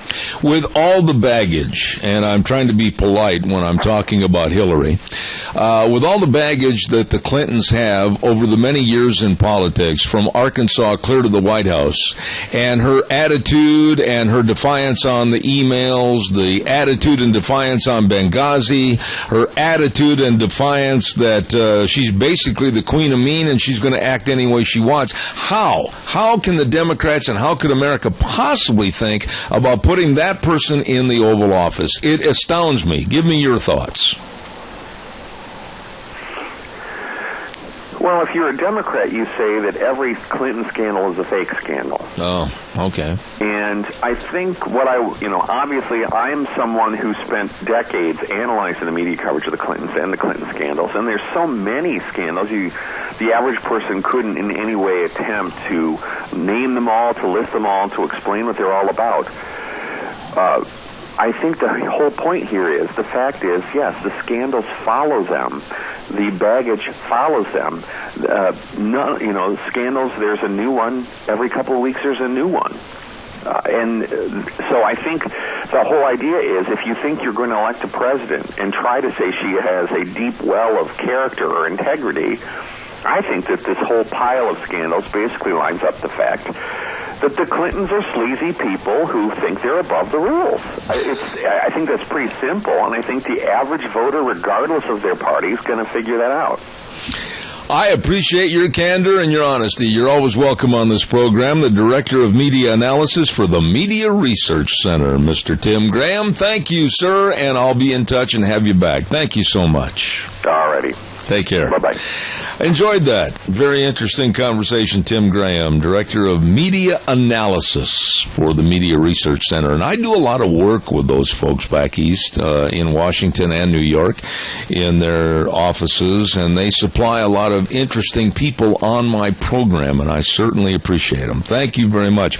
Calls are welcome. You know, the Queen of Mean. This is not me making this up. These are people that are saying this that have worked for her. These are people that are Secret Service agents. These are people that worked in the staff. I don't like her. And it just absolutely amazes me how the Queen of Mean can go out in the public and garner any kind of voting populace for her to be the president of the United States, with all the scandal, all the lies, all the absolute ridiculousness that she's enshrouded herself with over these many years. It's unbelievable. Time for the weather. And the weather is brought to you this hour by Duck Uglies. Yes, sir. Right there at 163 West Highway 30 in Burley.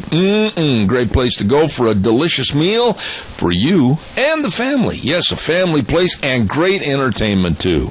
You're going to love the food. That's a gimme. You're going to love the entertainment. I mean, they got a lot of great pickers and grinners and singers over there. Oh, yes, you're going to love it. A lot of fun things happening right there at Duck Uglies. 163 West Highway 30 in Burley. And right now, here's Gina with the weather. Another beautiful fall day here in the Valley, but changes are coming. Here is your weather forecast for Zeb at the Ranch.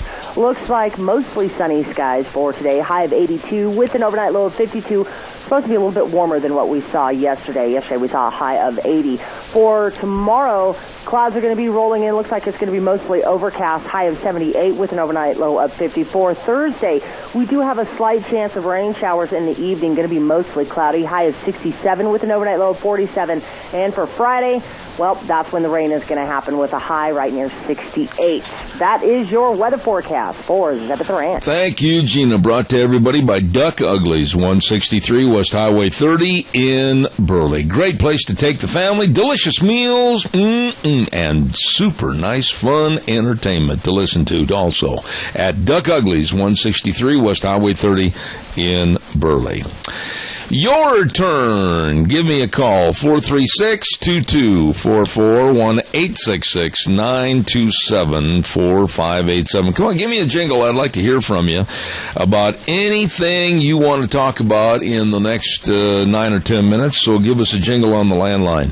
While I'm waiting for your call that's coming in, I want to remind you, excuse me, tomorrow on the program, we are going to have Pastor Shahram Hadian, and he has been in the Magic Valley before, and he's absolutely a former Islamic that now turned to Christianity, and he knows about unveiling the true face of Islam. And tonight, he's going to be speaking at the Magic Valley Evangelical Church at 821 East Avenue H in Jerome at 7 p.m., and then tomorrow night, he's going to be at the Canyon Crest Event Center at 330 Canyon Crest Drive in Twin Falls, and that's going to be at 7:30 p.m. But tomorrow, he will be here on our program at 10:06, and we're going to try to devote the entire hour from 10:06 to 11 o'clock and take a lot of your phone calls. Your calls are welcome,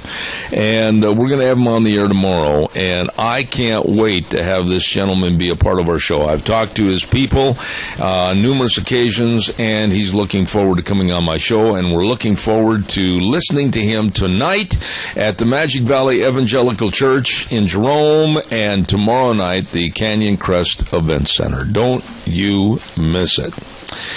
One other thing, too, I mentioned this first hour, and we're really going to be plugging this. And give me a call. Come on, get on the phone. The appreciation dinner for former Senator Dean Cameron is going to be October 10th, and it's going to be at the Rupert Elks in Rupert at 4 p.m. to 6:30 p.m. Public invited. I know George and Donna Mass have put forth a great effort to show appreciation to Dean Cameron, former senator, and they've got a lot of folks that are going to be there, and we hope you show up, too. Going to be a really nice dinner, appreciation dinner for Senator Dean Cameron, and George puts his heart and soul into every event that he puts on, and I just want to say thanks, George. We appreciate it. By the way, he's also going to have a raffle, Youth for Liberty. Yeah, they're giving away a brand new Remington 7mm mag, model 770 bolt action, stainless steel barrel, camo Monte Carlo stock, and excellent big game rifle. And all the proceeds go to the Youth for Liberty to cover their expenses on flag education, etc. And you can buy spots for possibly winning this raffle at Reds and Paul, or call George at 650-0104. Okay, got you covered on that. All right, your turn. Excuse me. Give me a call. 436-2244. 1-866-927-4587. Like to hear from you, so please get on the program right now and give me a jingle on the landline.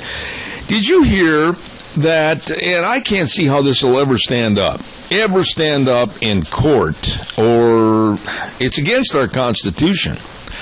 The district attorney of New York County, that's Long Island, etc., is prohibiting prosecutors from owning a handgun.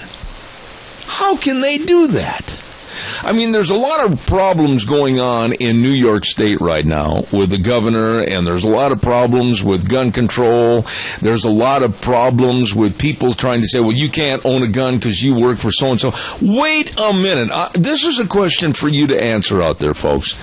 How can they, New York's Long Island, bar prosecuting attorneys from possessing a handgun, even at home? They're not even letting them have one at home. What is this, some kind of a Gestapo Nazi Germany? To where a person cannot protect themselves or their property or their family in their home? I've never heard of such a thing. And I was reading further into this story this morning that the Nassau County District Attorney's Office did not return requests for comment when contacted yesterday. And their office said, our practice of asking prosecutors to not possess handguns is to ensure the safety and comfort of staff, victims, and witnesses, and is consistent with other district attorney offices in the New York City metropolitan area. What kind of a garbage remark is that? You're putting these prosecuting attorneys in the target. You're putting them in the line of fire with the bad guys. And the Nassau County District Attorney's Office, is more concerned about the health and welfare of victims, witnesses, and staff? Are you kidding me? And here's the rebuttal. I believe this came from some of the folks in Nassau County back in New York. Handgun possession in the home does not interfere with the prosecutor's ability to do his or her work. The Second Amendment restricts the government's ability to ban handguns. What are your thoughts about it? Folks, the day is coming. The day is looming on the horizon to where, like we've talked about in the past, maybe you're on Social Security. The federal government can say, maybe in the future, not too far away. Well, if you're drawing Social Security, you can't own a gun. And if we find out you own a gun, then, of course, with our federal gun control, we'll hold up your check. Okay? Then there was this rumor that's going around, and I want to amplify the fact that this is a rumor. I'm not saying it is a specified fact, that there have been some people saying, well, if folks want to go four-wheeling or riding their horses or whatever on public lands, BLM or Forest Service land, well, maybe we can stop them from having gun ownership or having a gun on their person. And if they want to ride and use the public lands, they can't have a gun unless it's a organized, specified hunting season. This scares me. These kind of rumors need to be nipped in the bud. And that's why at least once a week or every 2 weeks I try to get Ryan Horsley from Red's Trading Post on my program. Folks, listen. The government is trying to take away our rights of protecting ourselves and our family. Very spooky. Very, very spooky what's going on. Hey, don't forget Lennox and Ramsey Heating and Electric, offering rebates on qualified Lennox home comfort systems. Whether it's a gas furnace, air conditioner, or a heat pump, you and your family will enjoy the comfort. Please get a hold of them today. 678-0459. Ramsey Heating and Electric and Lennox, saving you money. Thank you very much. Let me see, I got to check down my list here because I know I'm going to forget somebody in my haste to hurry with things this morning. I would appreciate your calls. Are you not worried and concerned about your rights? Are you not worried and concerned like Jack Oyler, my dear friend, was here yesterday, and we were talking about how the BLM and Forest Service might close down land, our public lands, and not let us go up there because of sage-grouse habitat? By the way, the bird is flourishing. By the way, the habitat is much better than it has been. By the way, the government is just using this as another tool for control. For control of you and me. Every Monday on the program, we have our dear friend Jeff Poole with Skow's CarQuest Auto and Truck Parts. Skow's in Rupert, Heyburn, and Burley. Since 1949, every detail matters. Parts, sales, and service. And they're there to serve you and take care of your automobiles, your trucks, etc. Get ready for winter driving and stop into Skow's CarQuest in Rupert at 323 East 8th Street and State Highway 25, along with, and that's in Rupert, by the way, along with CarQuest of Burley at 518 Overland and Burley, and the Skow's Big Truck Center at I-84 exit 211 in Heyburn. Yep, every detail matters at Skow's CarQuest Auto and Truck Parts.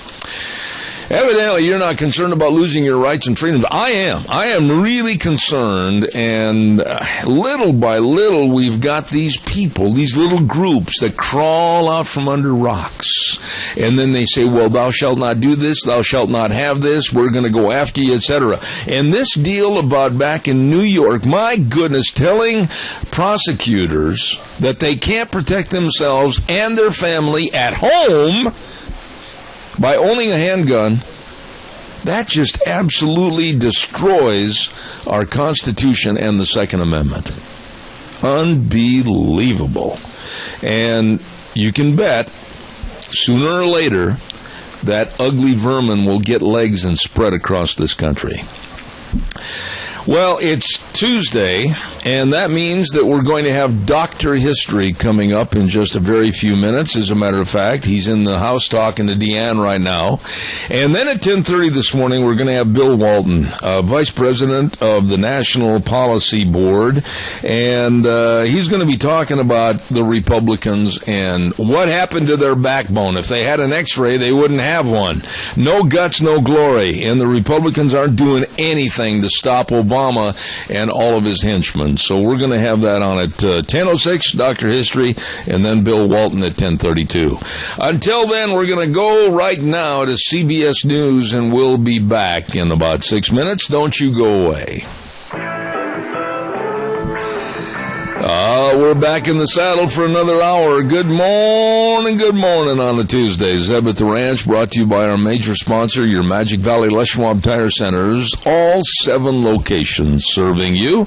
And some of our great advertisers, including Western Waste Services, always at your disposal. Call, get on the route service today, 734-6969. And, of course, Valley-wide Home and Ranch, 910 South Oneida in Rupert. Everything for the farm, the home, and the ranch.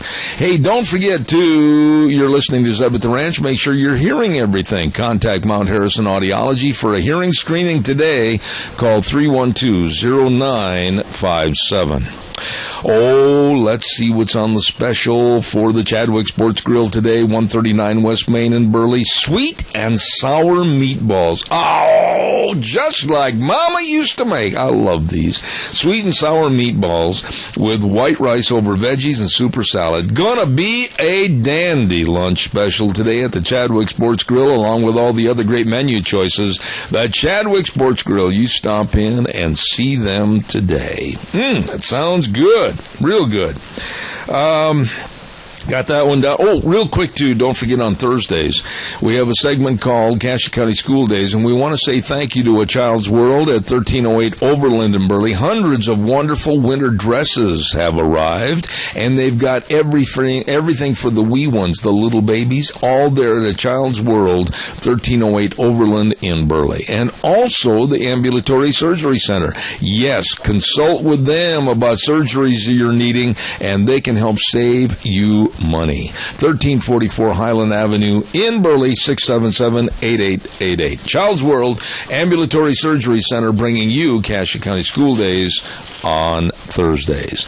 Right now, without further ado, he has walked into the studio and is ready to go, and that, of course, is Dr. History, brought to you by Minnecasia Sales, 1321 East Main in Burley, right across from the airport. And now, as the band strikes up with the trumpets, here's Dr. History. Good morning, Zeb. Hello, my friend. Another beautiful day out there. Yeah, and not to embarrass you or anything, but you've done your homework, I'm sure. I have, and it's totally, I think the dog ate it. The dog. So we're going to go with another story. Oh, my goodness sake. Well, first of all, you were going to discuss with the Indian tribes how they got their names. Yeah, secondarily, you were going to talk about all the food on the trail, and nothing I've asked you to do has been done, so I guess the only thing I can say is go ahead. All right, here we go. All right, now you think about crossing the plains from the east to the west. Yeah. You had several choices. Yep. You could walk, ride a horse, a mule. You could go in a wagon pulled by a horse, mules, oxen. You could go around the tip of South America by ship, or you could take a wind wagon. Want to bet? Well, there weren't a lot of takers. So, anyway, 1853, okay, a fellow by the name of Thomas literally sailed his wagon into the town of what is now Kansas City, Missouri. Sailed a wagon? It didn't take long after the dust settled, and the frightened animals were calmed for Thomas to convince 5 of the local capitalists, in other words, guys with money, to invest in his project. So a fleet was what he was thinking, a fleet of sail-propelled freight wagons that could successfully haul goods to and from Santa Fe. Now, I need to ask a question here for the listeners, and I know they want me to ask this. Yes. These wagons surely had to have horses for when the wind wasn't blowing. No, just the sail. No horses. No mules. And what happens when they came to a cliff? We're going to get to a little bit of that. I can imagine. Anyway, when the first of these proposed freight fleet was ready, Windwagon Thomas, that's what he was called now. Windwagon Thomas. He climbed aboard. He was joined by 4 of his partners. Now, the 5th guy, a little smarter than the rest, a Dr. Parker, decided to observe from his mule. A good move. Well, Thomas raised the sail, the wagon moved, and Parker followed at a discreet, safe distance. When the wagon reached high speed, Thomas ignored his passengers' pleas to lower the sail. So as the wagon was pushed on to even faster speeds, Thomas tried to alter his course, and a sudden gust whipped this contraption into a circle. Parker and his mule dashed for safer ground, and the passengers took the opportunity to leap overboard. Thomas rode it out to the last, going down with his ship as it finally shattered against a fence. Now, you open the door for so many questions. Number one, what happens if the wind is blowing in the opposite direction of where you need to go? Well, I wondered about that too, but... So we're both on the same trail. Yeah, we were both confused. Okay. But anyway, old Windwagon Thomas, he survived the crash, and he didn't want to press his luck with his... financial backers, so he had people actually paying him to do this? Well, yeah, they were going to invest in this deal to freight wagons. Oh my! But anyway, he ran off and sailed off into oblivion, never to be seen. With the money. With the money. With the money. So anyway, wind wagon experiments continued despite the disappointments. One native of Holland rigged a windmill and a belt drive to a wagon. This does not sound good. No. But he found that windmills were best left to their conventional application. Stationary position. On the ground. Yeah. And one experimental wind wagon was teamed onto the plane only to be blown away. It was in 1860 that a guy by the name of Samuel Peppard constructed a light wind wagon to carry freight to Colorado. And anyway... Peppard and 3 companions got going at a pretty good rate, once taking only 3 hours to go 50 miles. Now, common sense would tell you, Doc, that if people even back 165, 70 years ago, why would they think anything like this would even work? I've always heard that it's a lazy man that's going to come up with some invention. So, but anyway, they were going pretty good, travel 50 miles. But 50 miles? Yeah, in 3 hours. Now, is this all in country without any trees? Pretty flat, yeah. Pretty flat, yeah. Kansas. But, I see. And they passed a lot of the slower vehicles on the road, and, as they would do, they'd yell at them and say, yeehaw, and here we go, and try to catch up with us. Well, along with the yeehaw, though, how did they steer them? Well, they had a steering thing to turn the wheels. Kind of like a rudder? Yeah, like a rudder, sort of. Yeah, on the wheels.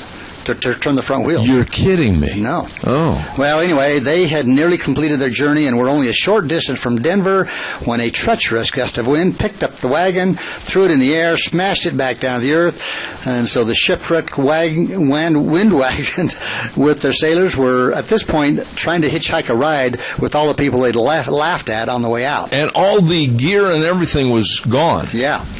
So I'm going to talk a little bit more about this Sam Peppard. Yeah, I can't wait. Yeah. Well, anyway, at his sawmill on Grasshopper River near the Oskaloosa, have you ever heard of that? Oh, yeah. Oskaloosa, Kansas Territory. Yeah. Well, Sam Peppard built a wind wagon. Now, since the entire country was in the grip of a... These people sound like they ought to work for Obama, you know it? Yeah, I'm going to talk about some of that here coming up. Anyway, there was a drought in 1860, and there were no crops to tend, and the sawmill business was at a standstill, and so a lot of these guys had a lot of time on their hands. So Sam had the idea of using the only commodity of which there was always an abundance in Kansas, the wind. Mm-hmm. So he was determined to develop a wagon that would race across the prairies with only the aid of a nice breeze. Nice breeze. Nice breeze. I put that in quotes. Well, Pepper's Folly, as it was called, was one of the more gentlemanly names they called this contraption. And if they had so much time on their hands, then they asked why didn't he go to Pikes Peak and get himself a fortune in gold like a lot of others. And Sam had the same idea, but what he didn't tell them was that he wasn't going to depend on oxen or horses to get there. Yeah. So some of the folks who stood... This is kind of a side story, okay? I noticed that. Some of the folks who stood around to watch belonged to a club called the Lazy Club. The Lazy Club. The Lazy Club, organized at Oskaloosa. The bylaws of the club declared that it was illegal for any member to be caught with an implement of work like an axe, pitchfork, hoe, shovel. That was the bylaws. And there was a lot of talk about the day Abe Sinnard and Tom Noble lay in the dusty roadside in front of the oncoming stage in a contest to see who was the laziest. When the stage was almost upon them, Tom rolled out of the way, but Abe waved suddenly at the team, causing them to swerve and miss him. And when Abe got up and brushed the dust from his clothes, he was declared to be the laziest man in Oskaloosa. These are not real bright people. They're not. So moving on back to Sam. Yeah, we've got to go back to another real sterling example of education. This might be a good time to take a break. You know, I thought maybe it was 15 minutes ago. I got so many questions. Anyway, Mini-Cassia Sales. No, they do not sell wind wagons. You can bet on that. Zach Attack and the rest of the folks over there, they're going to help you with all your lumber packages. They're going to help you with all your carpet needs. Oh, and by the way, now is the time, underline that, to upgrade your windows. They've got the Great Western windows to save on your heating bills this winter. You check it out. Call them at 878-2091 or stomp in at 1321 East Main Street in Burley. Zach and the rest of the crew. Oh, and the cows are coming off the hill. You better check on the Tartar Farm and Ranch gates and panels. All that at Mini-Cassia Sales in Burley. Bringing you Mr. Wind. Here's Dr. History. All right, so Sam Peppard, back to the Oskaloosa. He didn't take any part in this lazy club, and neither did three of his good buddies. They joined him in this wind wagon project. A guy named Steve Randall was a good man with wood, so he knew how to do the woodworking. A guy named Forbes and a guy named Colden agreed to go along for a while at least. Okay. Now, south of Oskaloosa, it was a level, grassy stretch, just a place to try out this craft. All right, a good stiff breeze was blowing the morning the wind wagon made its trial run. There was a gathering of curious onlookers, and not only the local citizenry turned out for this event, but there were also a few transients en route from the east or the west, and those headed east were tired, discouraged, and beaten, and those headed west were bright with hope, but strangers and townspeople all alike, they were kind of skeptical about this whole thing. I've got a question. Okay. Okay, I can see we're on flat surfaces, fairly flat surfaces, that your great story about wind wagons would work if the wind is blowing from west to east as it normally does. But how are you going to get back home? Or west to east. Yeah. Okay. So, you know, how are you going to get back home? That's a good question. Thank you. I'm not even going to answer it. Okay. Anyway. Aren't you picky? Okay, so here we go. We're all standing around looking at Sam and his buddies. He took his place at the tiller. Steve manned the sails, and the other two guys climbed aboard to add ballast to the wagon. Human being ballast. Human ballast. Yeah. All right. Suddenly the sails bloomed like a powerful cloud. The Kansas breeze straightened, and the wagon leaped into the air. Leaped. Sam leaned hard on the tiller, but only briefly. He picked himself up off the ground minutes later, accounted for the members of his crew, and surveyed the splintered ruin of his wind wagon. It blew apart? Within minutes. Really? Yeah. Now, he's not going to give up. No, okay? Absolutely. He's smart. No, he is. It took 2 months for Sam and the boys to make the repairs. There was no small investment in time, money, and labor in this project. By the time she was ready to sail again in July. So, besides the craft herself, this time there was a cargo of 400 pounds of provisions and ammunition. 400? Yeah. And they figured they'd need this on the way, you know. Sure. So folks who thought Sam was foolish the first time knew now he indeed was crazy. Yeah. So there had been some serious rehearsing with the sails, however, and a detailed study of the cause and effect regarding the wind. They actually did a study on this? Yeah, I'm wondering about it. Anyway. Yeah. So specific instructions have been given about the relation of the rope to the canvas and the function of the tiller. So they studied this out. Okay, so here we are. It's July. The population of Oskaloosa gathered once more to see these four young men, and they were due for a surprise. Instead of crashing spectacularly as it had before, the little craft sails caught the breeze, and Pepper's Folly rolled smartly out of sight in a northwesterly direction. So they were gone? They were headed out. Oh, my. But it gets better. Oh, I bet it does. So, anyway, there's no man left today who can describe the thrills of that journey. There's no one left to describe the sensation of rolling over the buffalo grass and passing the teams of gold seekers traveling west, calling out things like, hey, get a ship, you know. Get a what? A ship. Please be very articulate on my program. So anyway, we'll move ahead here. Please. All right, here we are. It's noon, the 5th day. Sam sighted an ominous cloud of dust in the distance. "Looky there," yelled Peppard. 3 pairs of eyes followed his finger, and Indians. Oh. Now, this is something they hadn't planned on. What, the Indians? The Indians. They hadn't planned on a wind wagon. They hadn't, no. So they said, if they catch up to this with us, we'll never get to Denver, obviously. Okay, so one passenger said, there are times when I kind of wished we had something to pull us besides the wind. Oh, my goodness. Now it hits them. A brilliant observation. Yeah. So anyway, Sam says, now see here, said the wind is going about 25 miles an hour, and I've got the brake partly on, and the wind, everything's going good. Yeah. We've been traveling slow. If I want to, I could let go, and we'd put out a pretty good reach between us and the Indian. Absolutely. Anyway. Sitting bulls left in a sitting position. So anyway, so he tightened the ropes that held the cargo in place, testing the straps, make sure everything was good and solid. Okay. And anyway, the Indians topped a rise in the distance, and they kept watching, and they saw the Indians kind of like you would sit up on your horse to look at something and say, what is that? Pay attention. That's what the Indians did. They said, what is this? Anyway, so I can hear the conversation. White man, very dumb. What is this? So anyway, they took off. The Indians racing after him. And the Indians were chasing the wind wagon? Yep. So take it easy, old Sam said. He said, we can outrun them. I'll give her a little more canvas. A little more canvas. So his words were scarcely spoken when there was a bad sound. Oh, this and the wagon jumped forward. The brake. The bolt was gone. They didn't have the brake, okay? So he said, jump off. And so they jumped off, and they each grabbed a wheel. Now, stop. Dr. History, you've got to give me time.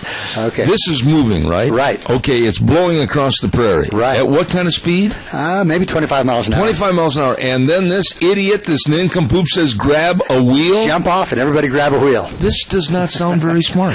Well, they got it stopped. They stopped it? They stopped it. You ever seen a human being go brrrr? Well, that's what goes through my mind.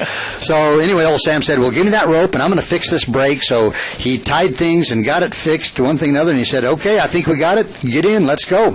So the crew was aboard and the sail loosed a little and the race was on again. The race. Here they go. Wait. While they're fixing this thing, what are the Indians doing? They must have been quite a ways away. To get there, okay? So anyway, the crew in the wind wagon held tight. They manned their sails. They worked the tiller gently, and they played the piece of rope out, holding the brake, and hoped that it wouldn't break or fray. And well, Sam Peppard declared years later in his journal, I've never seen anything like it. Those Indians could really ride, and their horses were the best. Finally, though, we outdistanced them all but one, a brave guy on a little gray mare. He stayed with us, and that little old mare was just running her heart out. And more for the sake of the mare than anything else, he applied the brake to kind of slow down. But the Indians never did catch him. So with only 50 miles between them and Denver City, the crew relaxed a little bit and speculated a bit on the triumph it would be to cruise down the streets of that western town. 50 miles was not so far when the land was kind of like a turnpike, I guess, seated in grass. And, the wind turned the wheels of the craft. Everything was going good. Oh, my goodness. Now you got to figure something's coming. Oh, the way you're telling it, it's got to. Well, maybe that's why Sam failed to see a dust devil. You know what a dust devil is? Yeah. You've seen those. And they had counted dozens of them before and knew that they had only... it didn't really do much, okay? Yeah. And they went past. But this time, though, the whirlwind was upon them before they realized it. This is a big dude. Not good. Yeah. When Sam pulled the rope on the brake, it got caught in a pulley. It broke. Suddenly, the craft was at the mercy of the whirling wind. We're in trouble. It's bad. Yeah. The crewmen picked themselves up off the ground, and for the second time in their sailing career, and surveyed the damage to the wind wagon. This time, it was beyond repair. Oh, my goodness. So the dryland sailors had some hitchhiking to do, begging forgiveness of those coming behind them that they had laughed at. And the Indians were still on the hill going, white man dumb. He's dumb. We don't want to go anywhere near him. Anyway, old Sam Peppard, he got back home to Oskaloosa in time for his 27th birthday, and I guess he smartened up. It says that he was content, and deep in his heart he carried the triumphant feeling of a man when he skimmed swiftly over the earth. You know, Dr. History, if you wouldn't have had that paper in front of you with the picture of a wind wagon, I'd have thought that you had really flipped your cookies. Well, this is not normal for you to have stories about crazy people. and you know, when I first read this, I thought of a ship with one. That's what it looked like. Yeah. It had a big mast in front and a smaller kind of a canvas in the back. Yeah, so like two masts. Let me see that again. And then he's got in this picture, there's 4 people, and the guy sitting in front really is a stupid one, isn't he? Yeah. He's going to get to the wreck quicker than the ones in back. Okay, now let me show you another picture. Okay, all right. Now you're going to have to describe this to everybody. Yeah, okay. That only has one sail. Oh, my. But again, it looks a little scary. No, you're wrong on your verbiage. It looks very scary. It does. Now, they actually thought that would work about the rock. What about the rocks? Well, and like you said, the little gullies, the little gullies. valleys. Didn't they think about this? Well, evidently not. Maybe they thought they could just go as far as Denver. Well, wait a minute. Denver, the mile-high city, what does that tell you? Well, yeah. You can't go uphill. No. I mean, these people are not stupid people. I mean, our pioneers were very, very smart. But when you think about how did they steer it? Well, they had that little tiller thing, kind of like you would on and it must have turned the front wheels. Not very a little good. Bit. And they had to be hard to turn that, even to work that tiller. And so they all got in there, and they were at the mercy of the wind. Yeah. But some of these did go how far? 50 miles? Yeah, quite a ways. Some really? of them were successful, and I guess that's why others figured, well, let's give it a try. Now, here you go. You got 4 grown men sitting inside this wind wagon. And this guy's got a smile on his face. Yeah, but that's the artist's conception. And they're going across the prairie. Well, you know as well as I do, there's big rocks, there's holes, there's everything in the prairie. What do? The guy in front all of a sudden tries to navigate in between those? Maybe you got some guy out in front watching and says, hey, hit to the left or hit to the right. The Indians were right. White man dumb. I'll give you a pass on not having the tribes of the Indians and also the meals of the cowboys, because that story, that's even beyond belief. And this is really true. Yeah, it is. Really? I mean, I don't think anybody's ever heard of this. That I'd never heard of it before I started doing some research. Smokes. Well, like if it was on a flat surface like an interstate or something, I mean, yeah, maybe it would work, but I wouldn't want to go sailing across the prairie. Well, one other guy had it along. His was called a Terra Aquis wagon. A Terra Aquis. Yeah. Aquis referring to water. Oh. And he sailed. What do you do with the water? Well, he sailed along the beach, and he had a bunch of people in his wagon, and then he headed out into the water, and he had forgotten to tell the people that this thing would float. So they're out in the water, in the ocean, just a little ways, and everybody's jumping to one side to get out of the wagon, and it tips over, and anyway, his didn't turn out so good. So he was like the first Titanic. Yes. Holy smokes.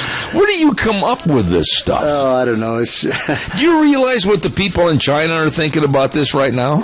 Dumb Americans. Dumb white men. What are you going to talk about next week? That's a good question. That's why I asked. I think it's going to be stuff about a guy that grew up in Malta or showed up over in the Raft River area. Okay, all right. So. Gary, I got to tell you, that was Ken. That was. What did I say? Gary. Gary Shoresman fills in sometimes, doesn't he? Right. Yeah. Your name is Ken, isn't it? Usually. Okay. I've enjoyed the program. Dr. History brought to you by Minnecasia Sales, 1321 East Main Street in Burley. I still can't believe these guys were grown adults and would get into a wind wagon going across the prairie. This blows my mind. It did theirs too. Anyway, don't forget Minnecasia Sales. Zach and the rest of the crew, all your lumber, all your windows, carpet, Tartar gates and panels, all there, plus so much more at Minnecasia Sales, 1321 East Main Street in Burley. Believe me, we're going to take a little break and come back. And then next hour, we've got an engineer that's going to tell us how to build a wind wagon. Stay tuned.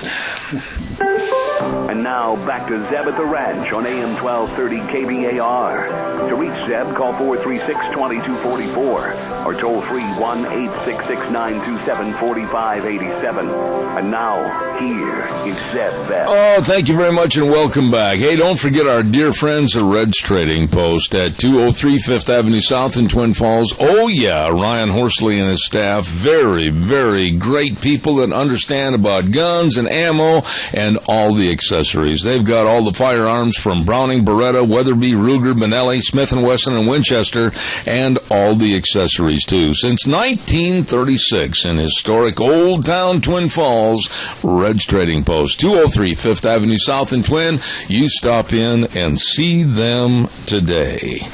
Go to the phone line right now, and I'm looking forward to this conversation with the Vice President of the Center for National Policy, Bill Walton, not the basketball player. Good morning, Bill. How are you? Good morning, Zeb. Good talking with you. Same here. What's cooking in your world this morning as you try to look at the Republican Party and the Democratic Party and mutually try to make some sense out of either one of them? It's crazy, isn't it? Well, I think we have a better chance to make sense of it than they do. But, right now the Republicans are looking for another speaker. It looks like the odds are it's going to be Kevin McCarthy, who's been the Republican leader. But, Boehner resigned because he really lost his ability to lead. Last month, or 6 weeks ago, Mark Meadow put in place something called a vacate the chair motion, which was a vote to get rid of Boehner. And Boehner thought he had enough votes and was going to force it to show that he was still in charge. And he tried rounding up the votes last week and found out he didn't have enough. And so he took the chance for the Pope in town to resign.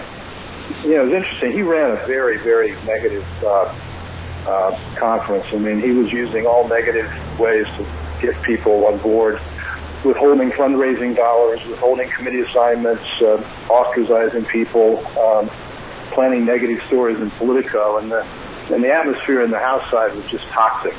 So hopefully this will clear the air and they can get a little bit better momentum. Let me ask you a question, Bill. Could I please, if you're on a speakerphone, could you go to the handheld? It's a little echoey and I'm having a hard time hearing you. Would you mind doing that for me? I will. Go ahead, talk. There you go. It sounds better. Let me talk to you a little bit about Trey Gowdy. I think there's a man right there. Now, this is my own personal opinion because I like Trey. I had an interview with him about a year ago.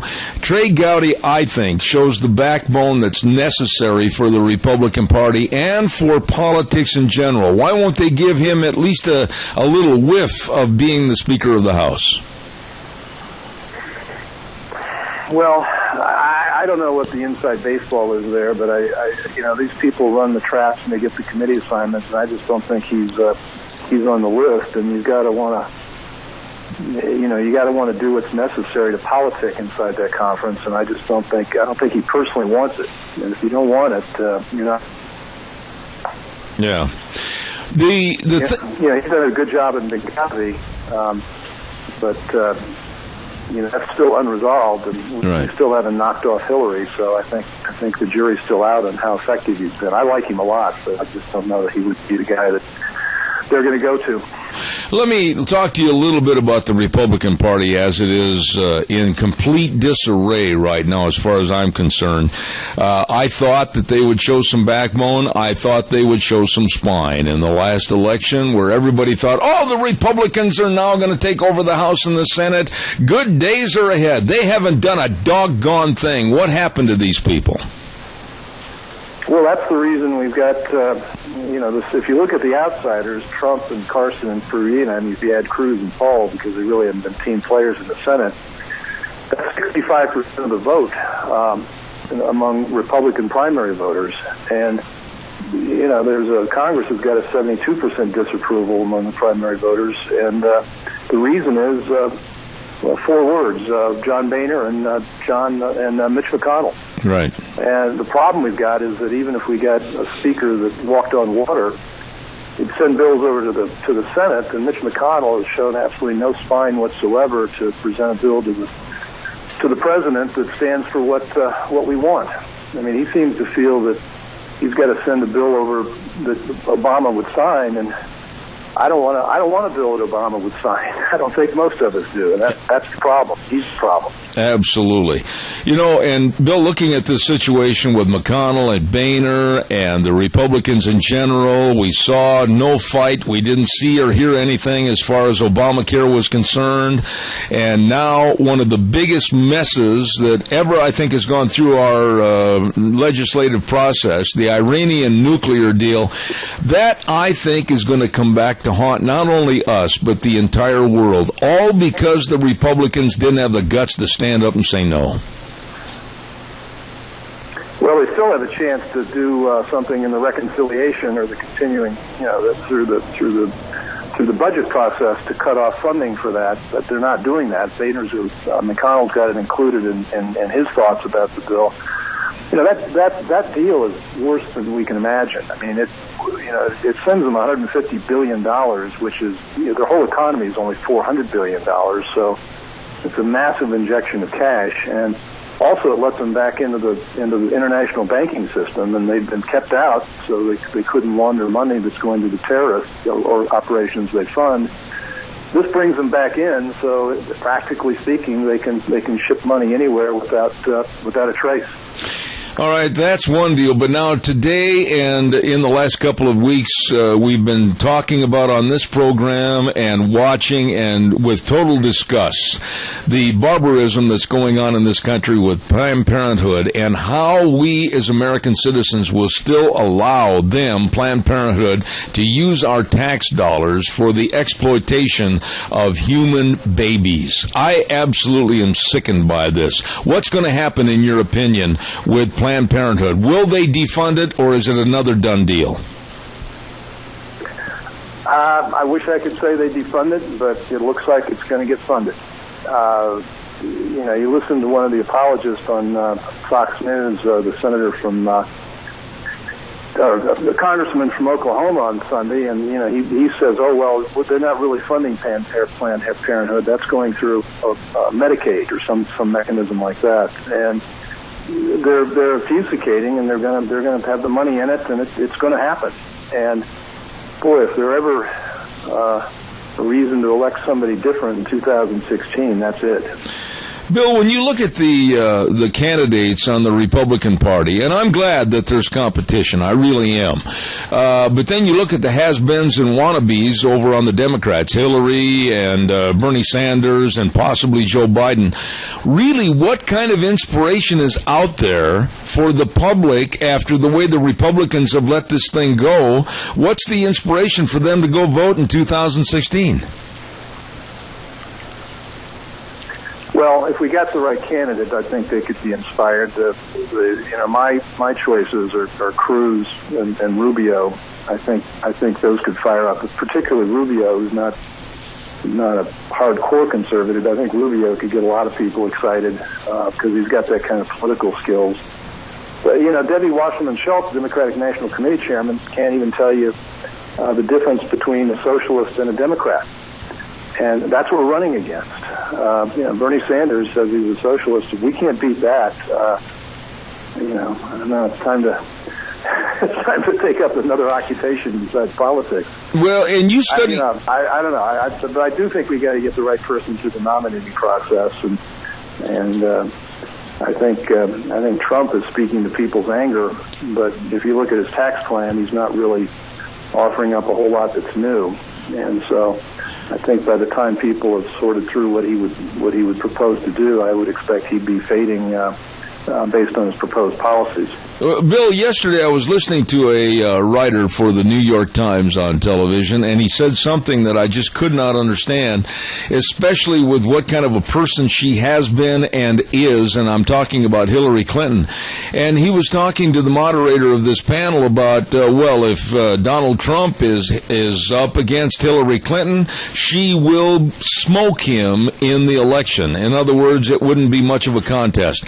I don't feel that way at all. I think the American public public is seeing Hillary for what she really is. She's a crook, she's a liar, she's a fraud, she's a charlatan. I don't think it would be as much of a smoking as this person thought. Do you?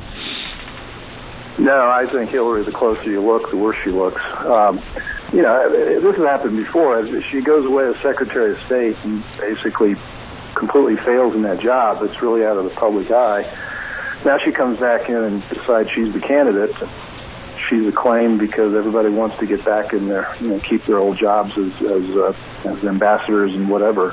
But the more the public gets to know Hillary, the less they like her. And the more you see her, the less you like, and it goes on and on and on. I agree with you. I think virtually anybody could beat Hillary. What about I want to mention, too, Ben Carson and also Carly Fiorina. Along with Trump, no experience, but yet the general public is liking that. They want fresh blood, if you will, possibly to take over the Republican Party. They all have holes in their screen door, but Dr. Ben Carson was really besieged because of his honest and truthful opinion about a Muslim president. What are your thoughts about him? I think he told the truth. Yep. And, in politics, telling the truth is considered a gaffe.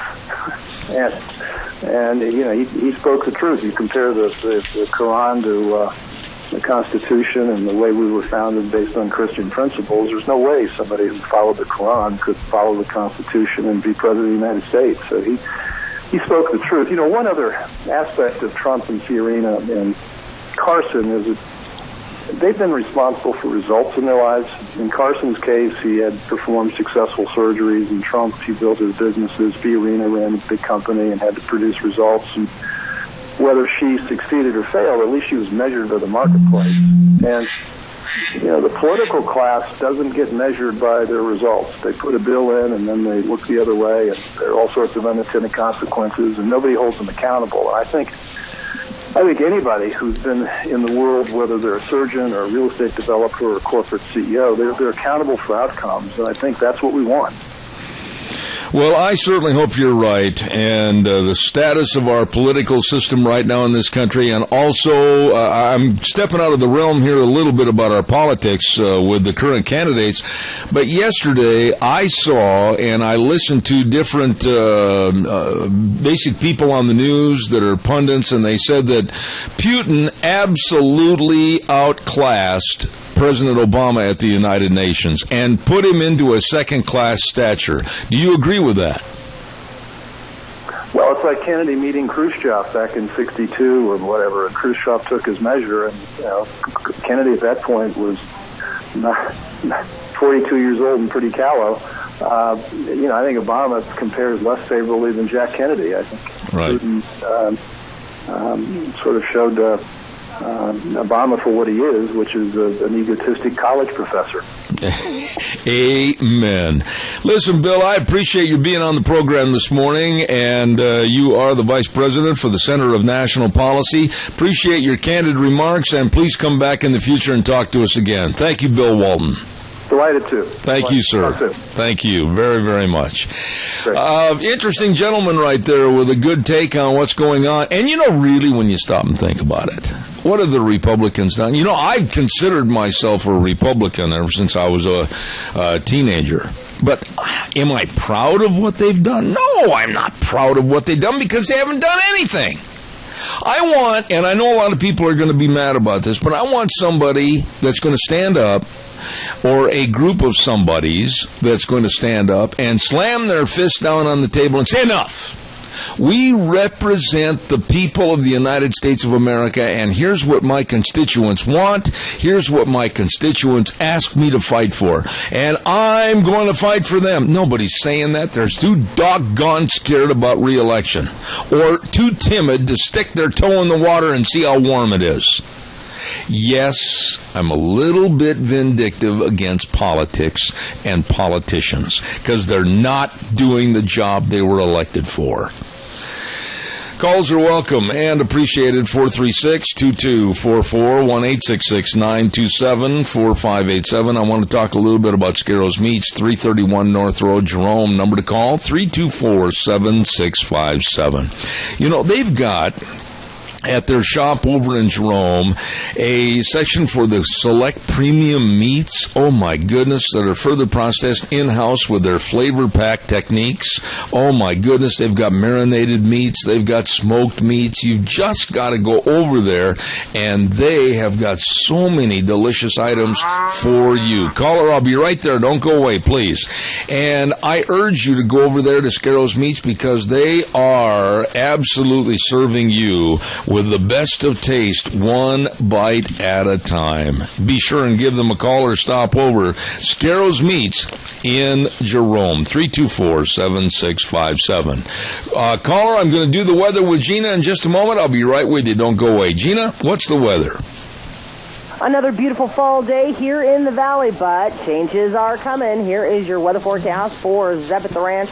Looks like mostly sunny skies for today. High of 82 with an overnight low of 52. Supposed to be a little bit warmer than what we saw yesterday. Yesterday we saw a high of 80. For tomorrow, clouds are going to be rolling in. Looks like it's going to be mostly overcast. High of 78 with an overnight low of 54. Thursday, we do have a slight chance of rain showers in the evening. Going to be mostly cloudy. High of 67 with an overnight low of 47. And for Friday, well, that's when the rain is going to happen with a high right near 68. That is your weather forecast for Zeb at the Ranch. Thank you, Gina. Brought to everybody by Scarrows Meats. Changing the way we eat one delicious bite at a time in Jerome. Good morning, caller. You're on the air. Hi. I just want to go back to what happened earlier with, when you had Dr. History on. Yes. And he was telling that story. I thought, I know this story. And I thought I'd seen it as a movie, but I looked it up. Disney did a cartoon called The Saga of Windwagon Smith. Really? They told that story. So they did a cartoon on this? Uh-huh. It was released, it came out in 1961. Oh, my. Because I knew the story, and I'm thinking, and I kept on, when he was talking, I was seeing it in pictures, and it's a cartoon that Disney released. Hopefully the outcome in the cartoon was better than what really happened in real life. No, they don't make it to Denver. Oh, really? So, yeah. Oh, my goodness. Would you do me a favor? I would really consider it a favor. Would you email me the information on that so that I could possibly look it up? And I want to keep that for Dr. History. I know he's probably listening right now. But just send it to my email, Zeb at the Ranch, and then the @, hotmail.com. Okay, Zeb at the Ranch, hotmail.com. Would you do that? I would really appreciate that. Is it Zeb as an AT Ranch? Yep, Zeb, AT, the Ranch, and then the @ hotmail.com. Okay.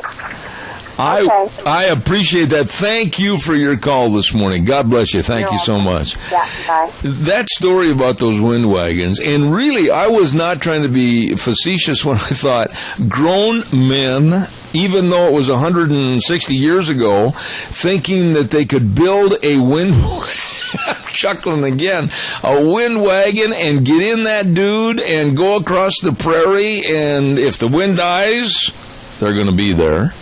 If they have trouble steering, they're going to go over a cliff automatically. I mean, how are they going to take care of themselves? Ay, ay, ay. Calls are welcome, 436-2244, 1-866-927-4587. And thanks to the lady that just called, because I did not know that the Disney Corporation had made a cartoon about that. I hope she sends that over to me so I can look it up and we'll watch it, and then we'll try to get that to Dr. History.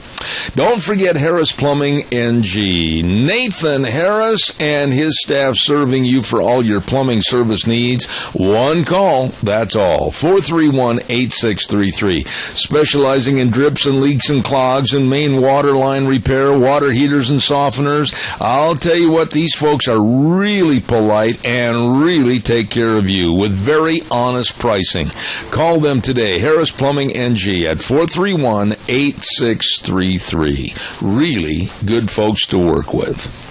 All right, give me a call, 436-2244, 1-866-927-4587. I guess that in order for progress to be made, it took a lot of people with different mindsets different ideas to come up with modes of transportation that finally were developed into the cars and into all the other modes of transportation.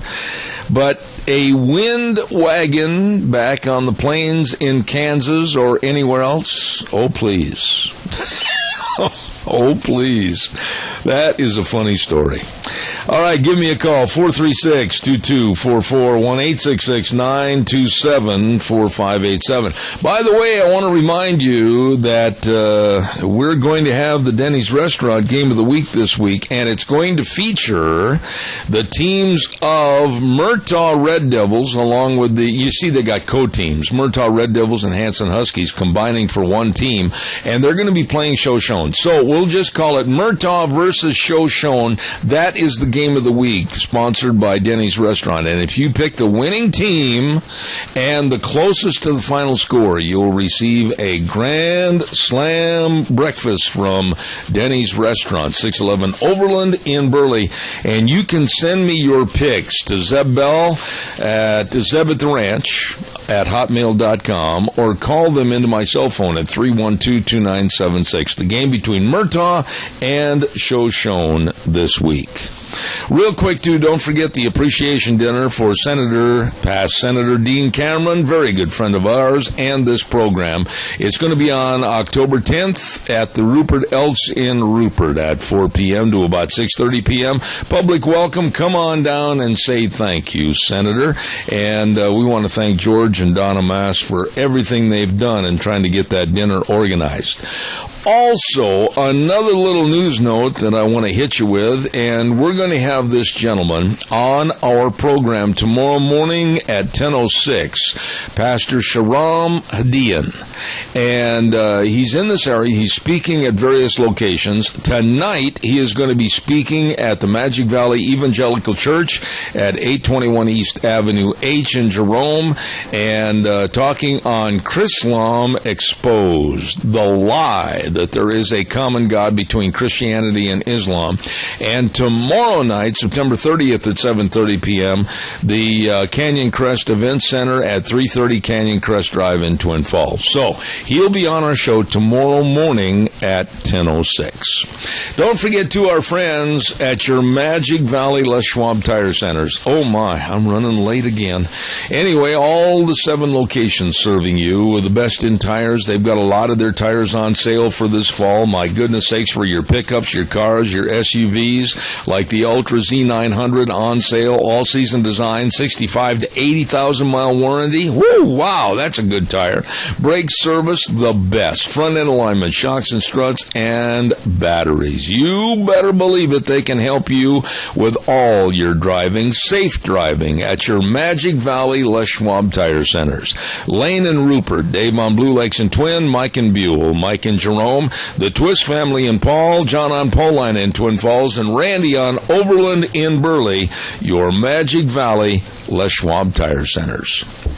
Tomorrow on the program, let's take a look. We've got Dave Bego from Indianapolis, Indiana. We're trying to get a nutritionist on the program. I think Sarah from St. Luke's is going to be on the show.